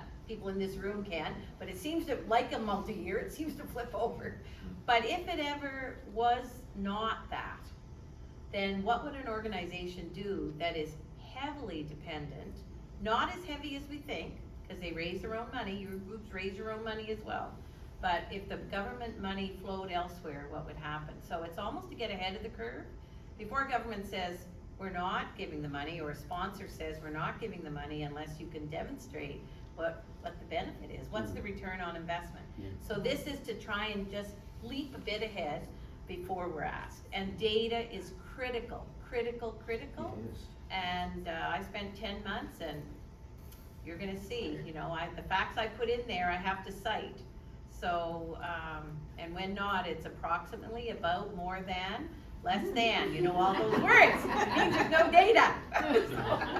Yeah, I guess the observation I make too, Mike, is that we haven't really done this in a vacuum. We've done this at the request of the department and the request of Sport New Brunswick. There has been an appetite within this government to look at business structure and processes to how they can be refined. So there's an element of this that is a refinement of what we're already doing and an efficient direction of the dollars we already have. But at the same time, then obviously a request for increased investment. So we're not really out on a limb here, I think, in a direction that government would support. The question is, will they support it to the extent that what we proposed? And so, you know, your point's valid though. I think that primary case, again, at the front of the report as to why sport's important and why it matters in the province and the difference that it makes is critical to set the context for government to look at this report as being worth acting on. Note that. Jennifer, Tape that. Hi, I'm Jennifer Charters. I'm with Gymnastics in Brunswick. And I think my question is it's somewhat related to Mike's, but I'm curious, ultimately, like, who is accountable once you present this report for ensuring that it just doesn't, you know, collect us on a bookshelf somewhere? And also, what happens if government turns around and says we're not interested? We all move. Throw my toys on the floor and go home. I can talk to the first part, and then I invite everyone to jump in. So there's a transition plan that's fairly aggressive at the end. So step one obviously is both sponsoring groups look at the report and see what they want to do with it. So if they both say no, worst case scenario, not interested, which I think is 100% not possible. That's my view in speaking with who I've spoken with. How aggressive, how fast, how far has to be discussed, and I think each group will look at it. But there's information in here that's good for the sector, for the system itself. So I would say it's not all lost. It might take a little different strategy in the short term to get the attention. But if I was betting, I would say something is going to happen. And again, it's the engagement of the leadership in this room as well, and outside who couldn't be here in the sport organizations. Because there's something in it for each of you to take ownership and leadership as well. So, you know, it's interesting. If I were to ask you, when was the last time the system was looked at? So, in the last 10 years, has it been looked at? In the last 20 years? 30 years? 40 years? 50 years? Now, maybe it's not important, but I would say that the system needed a look, so here it is. The last report that generated a lot of change in sport was the 2008 Sport Plan for New Brunswick, 2008. People say nothing's happened. Well, in the report it'll show, yes, it did happen. Funding over time significantly increased, investment numbers. I did get data from there that shows there has been investment.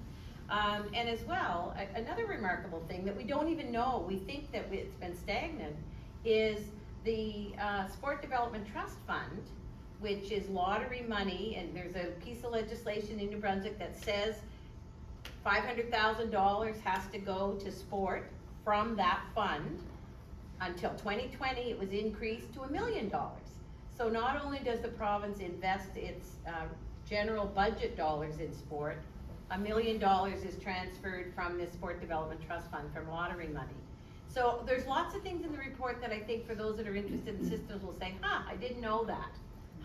Didn't know that. So it's a learning, number one. I think the report will contribute to knowing a bit more about your sector. I think there's a really good opportunity for each organization, but in particular Sport New Brunswick and the Sport and Recreation branch, some of the other leading organizations like Canadian Sport, Canadian Sports Centre Atlantic. Thank you, I trip over that C. Canadian Sports Centre Atlantic in terms of high performance, and I guess we would say toward high performance, because we know that, we have not a high performance, but we're working at that. So by strengthening, by looking at the recommendations, I think there can be some changes made. And it's with the engagement, like no one has the gavel, right? No piece of legislation that says you have to do what you do.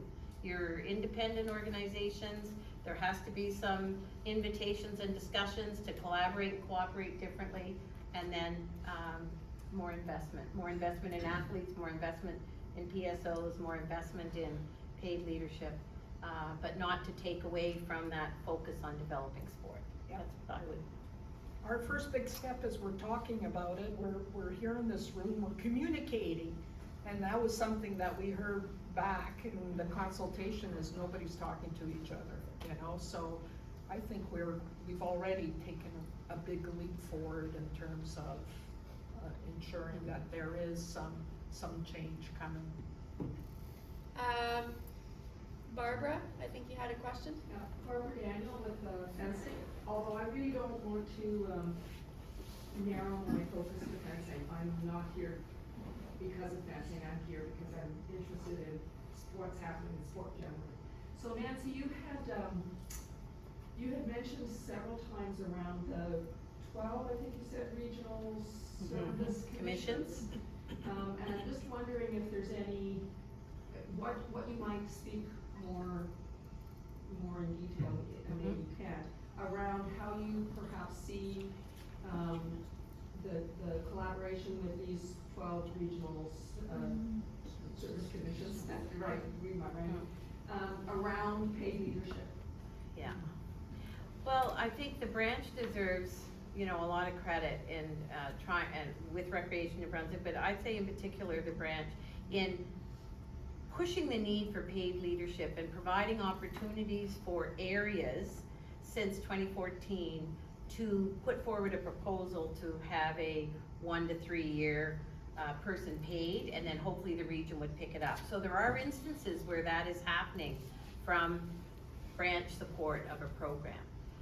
What we're talking about is expanding that to make regional service commissions aware of the importance of recreational programming leadership.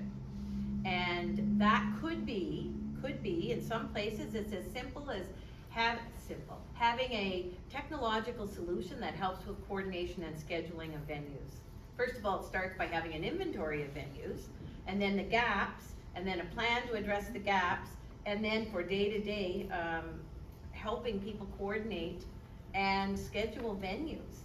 And there are technological solutions. So we need leadership talking to the sport, the Regional Service Commission leadership in the recreation infrastructure and cost sharing area. So sport says what it needs. Because recreation there is recreational leadership in municipalities, some municipalities, right? Not all, but sport as a volunteer effort needs to be at the table. There are some good models, like there are some I'll take the Western Valley district, I don't think Kent is here, but Western Valley has a group of recreational professionals that meet together and that look at, and they help develop sport in that area. But they're paid recreational professionals and they're paid to be in the room and they put their time in it. If we had paid professionals in a room putting time and effort to close the gap in discussion with regions, municipalities, and sport, we could go a long way. Simple things like coordination and scheduling, the accessibility of infrastructure. You know, if we're gonna believe in inclusion and a welcoming and inclusive environment, we need infrastructure that's accessible, never mind just the schedule, but that actually is accessible. Sport can bring that to the table. So I think there's a willingness with this expanded mandate of regional service commissions, but we need the voice. Who would they talk to? They can't talk to 55 organizations. So Sport NB 2.0, I think, has an important role to play in supporting those discussions at a regional level. Then with regional, you know, Schiller region is different than the Southeast or the Southwest. So I think that would help sport come together as well to identify priorities. Yeah, I have an add-on question to that. So could you envision, or has there been any discussion around Sport New Brunswick's new direction for them to actually have, I don't know if they have regional people linked to Sport New Brunswick, but that they might want to look at having a regional connection that then links up to the provincial level of Sport New Brunswick. So what I can say is with the new Sport NB model 2.0, in the area of partnerships and growth, we see a tremendous opportunity, and in the area of sport development and delivery at a community level, so community/regional. Right now, the regional presence is the Sport and Recreation Branch Consultants. In other provinces, they have other models that build on that, or that are a little different than that, or that combine that with other elements. So in the report, there'll be a recommendation on looking at a made in New Brunswick models, because it may differ from region to region, we don't know, but we put some information in on the models that exist, and a recommendation that that community model should be strengthened. I say strengthened, but it really should be designed. Yeah. There's a fairly in-depth discussion about the range of things that may eventually be pushed down to these new service commissions. And I suspect we're gonna see over the next 5 to 10 years how deep that is, or how significant. We've seen a very variable commitment to those structures over the history of their creation. I mean, basically, these days they mostly just run the landfills, they don't do much else. And it was supposed to be further advanced than that. So time will tell with successive governments what the commitment is really to them as agents of change in our areas, but it makes sense. I was a big believer we should have just had 12 municipalities and everything should have been merged, but sorry, that's my editorial comment, I'll shut up. All right. Jackie. Hi, Jaqueline Gaudet Cindy Levesque. I'm at UMB in the Faculty of Kinesiology, and I study sport and recreation systems and access and inclusion. It's more a comment. I really appreciate this. I really resonate with a lot of it because it's alignment with the research I've been seeing in the Atlantic regions that I've been doing on access and inclusion, particularly for those that can't afford it. One of the things that I haven't heard discussed a lot, we talk about sport for all, and I'm a bit of a radical, I'll put it out there, a bit radical with my thinking, but we're dealing with what we call like wicked problems. My students will know this that are in the room. But they're so complex that you have to have multiple interventions to create a dent, to tame anything that's really wicked in nature. So I like that there's multiple levels from like community to the policy. When we think about sport for all, which is a movement I think that's going to see happen in this country because we are dealing with equity, diversity, and inclusion, and the challenges with that is the discussion of how sport's going to have, not all of you, I'm sure you already are, so I honor the work that you are doing and how difficult it is sport's been designed for very specific population. And you can look around the room and we can see how we're still not diverse yet.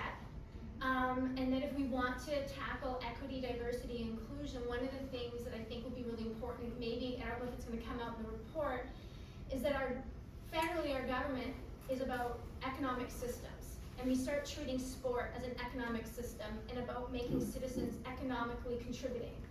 To get to equity, diversity, and inclusion, we can't operate always in business mode and efficiencies because it takes away from relationship building, which is required to tackle inequities, diversity, and inclusion.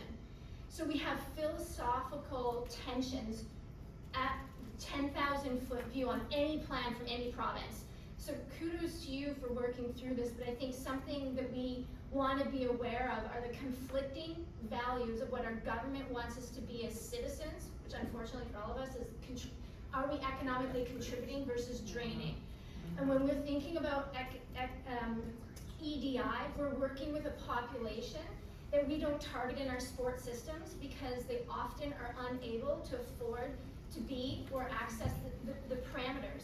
So my challenge for this committee and this group is for us to think about, Betty, I think you said like sport for all, like I'm with you, like I am 100%, like I will do anything for us to get every kid into sport and leisure and recreation. But we have to, I think with the report, is not lose sight that we can't keep redesigning the same system. And that we have to think about sport is inaccessible for a large majority of the population.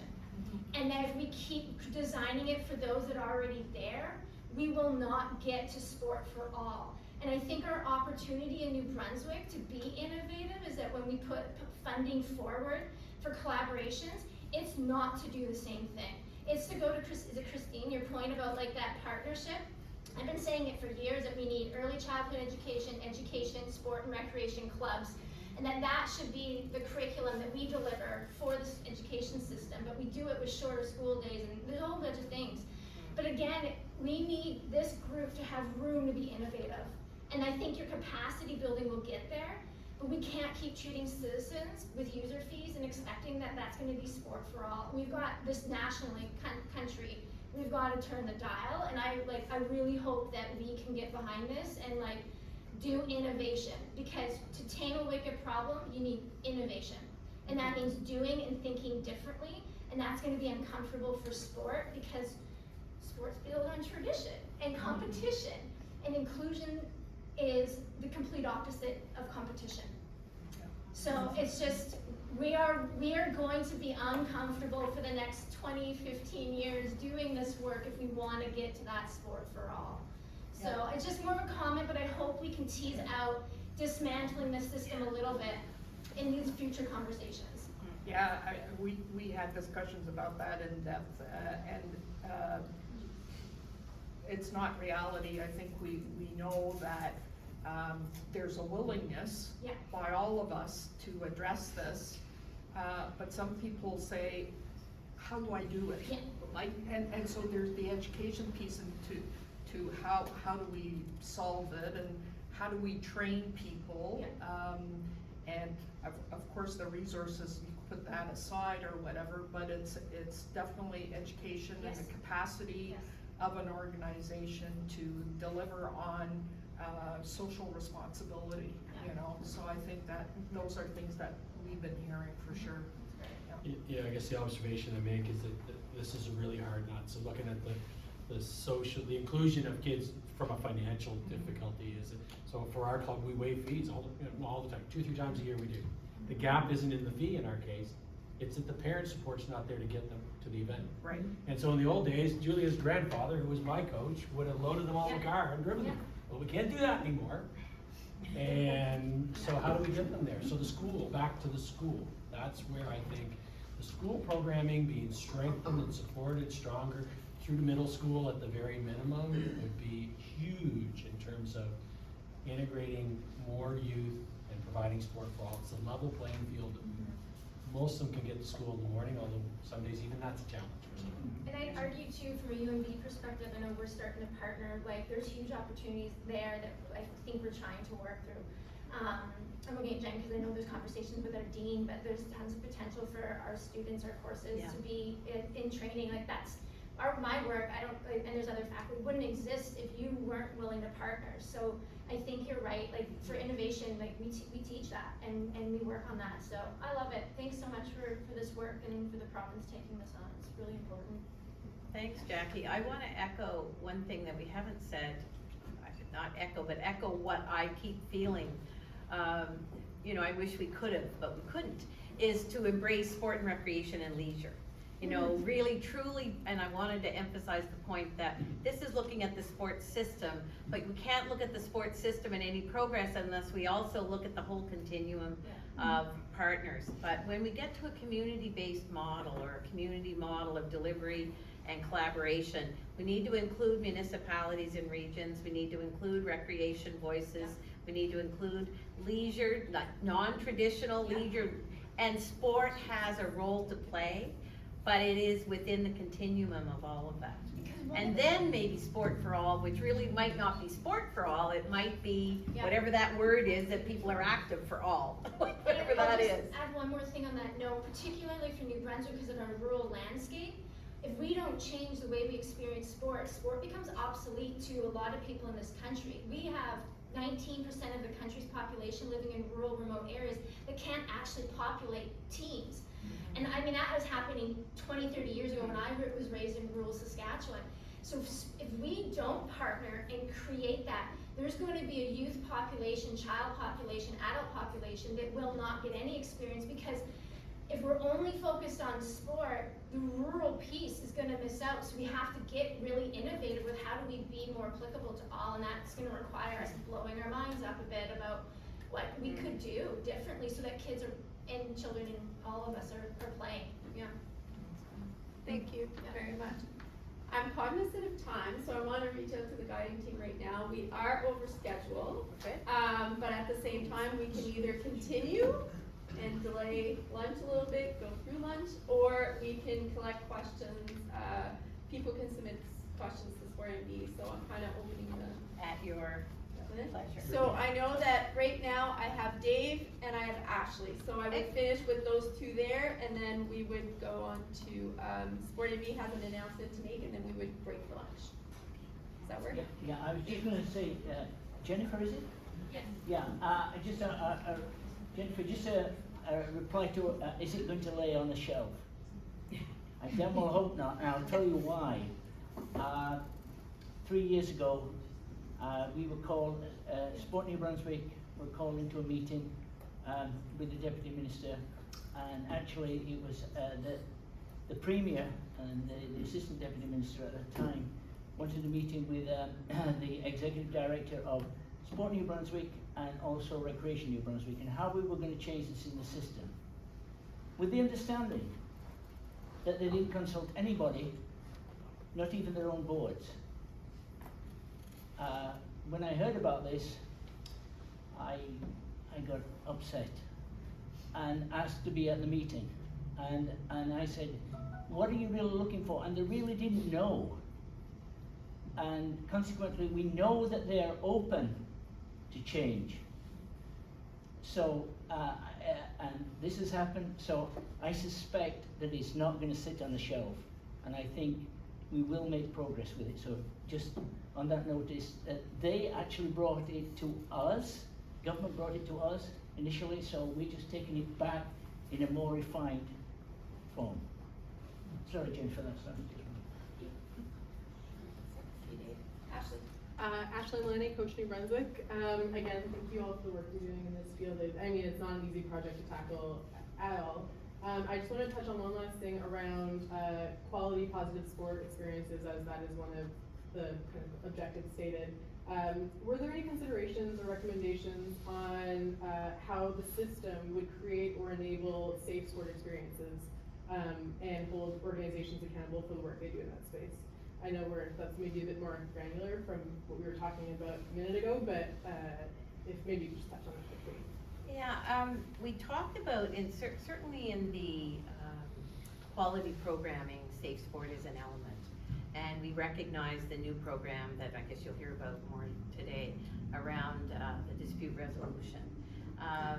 But the welcoming, the idea, the social expectation of what sport should be when you experience sport has to have front and center. There needs to be more description of what that is, what it feels like, what it can look like, what it can be to you and your neighbor.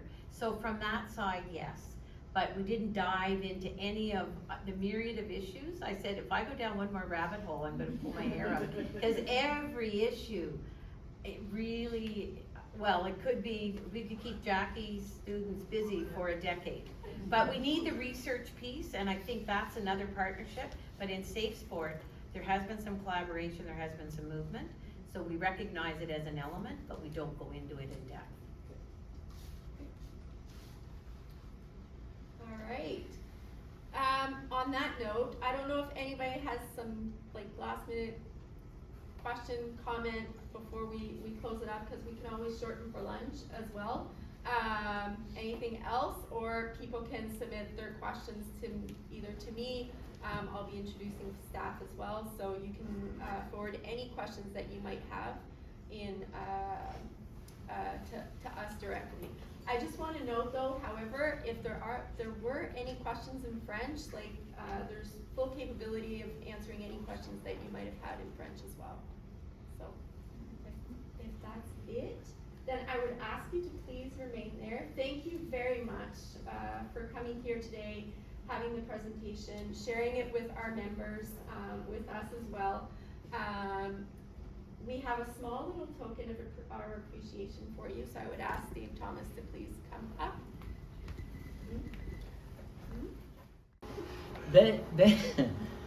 Betty moved over from the provincial association to the Olympic Association, and now is working out of her house.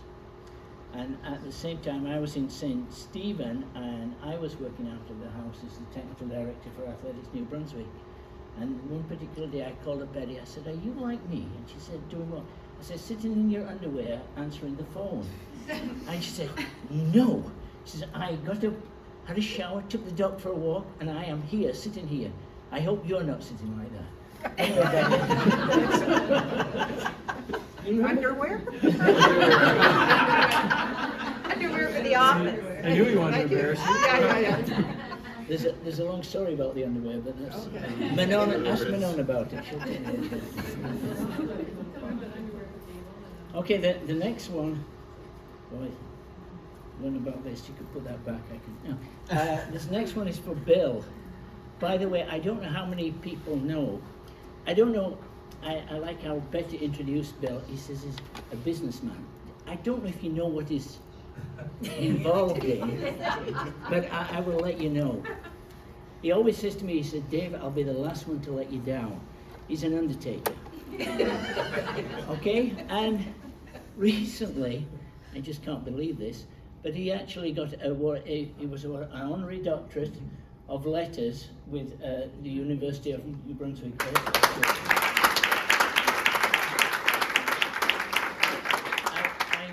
I know Bill said, I'm not too sure if undertaker and doctor go in the same word, but anyway, thanks very much, Bill.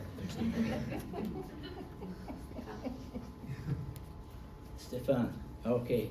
Stefan and myself had the opportunity of being together in Sherbrooke. And Stefan was the chef de mission, and this was when we had, now you've got to remember, in athletics, it's the 23 and under people, and Stefan came to me and said, "Dave," he said, "do you think you're going to have any problem with people maybe drinking at the last night, you know?" And I said, "There's a couple of guys, I think." I said, "Who?" I mentioned the two. He says, "Yeah, I thought there was." I said, "Why?" He says, "I taught them."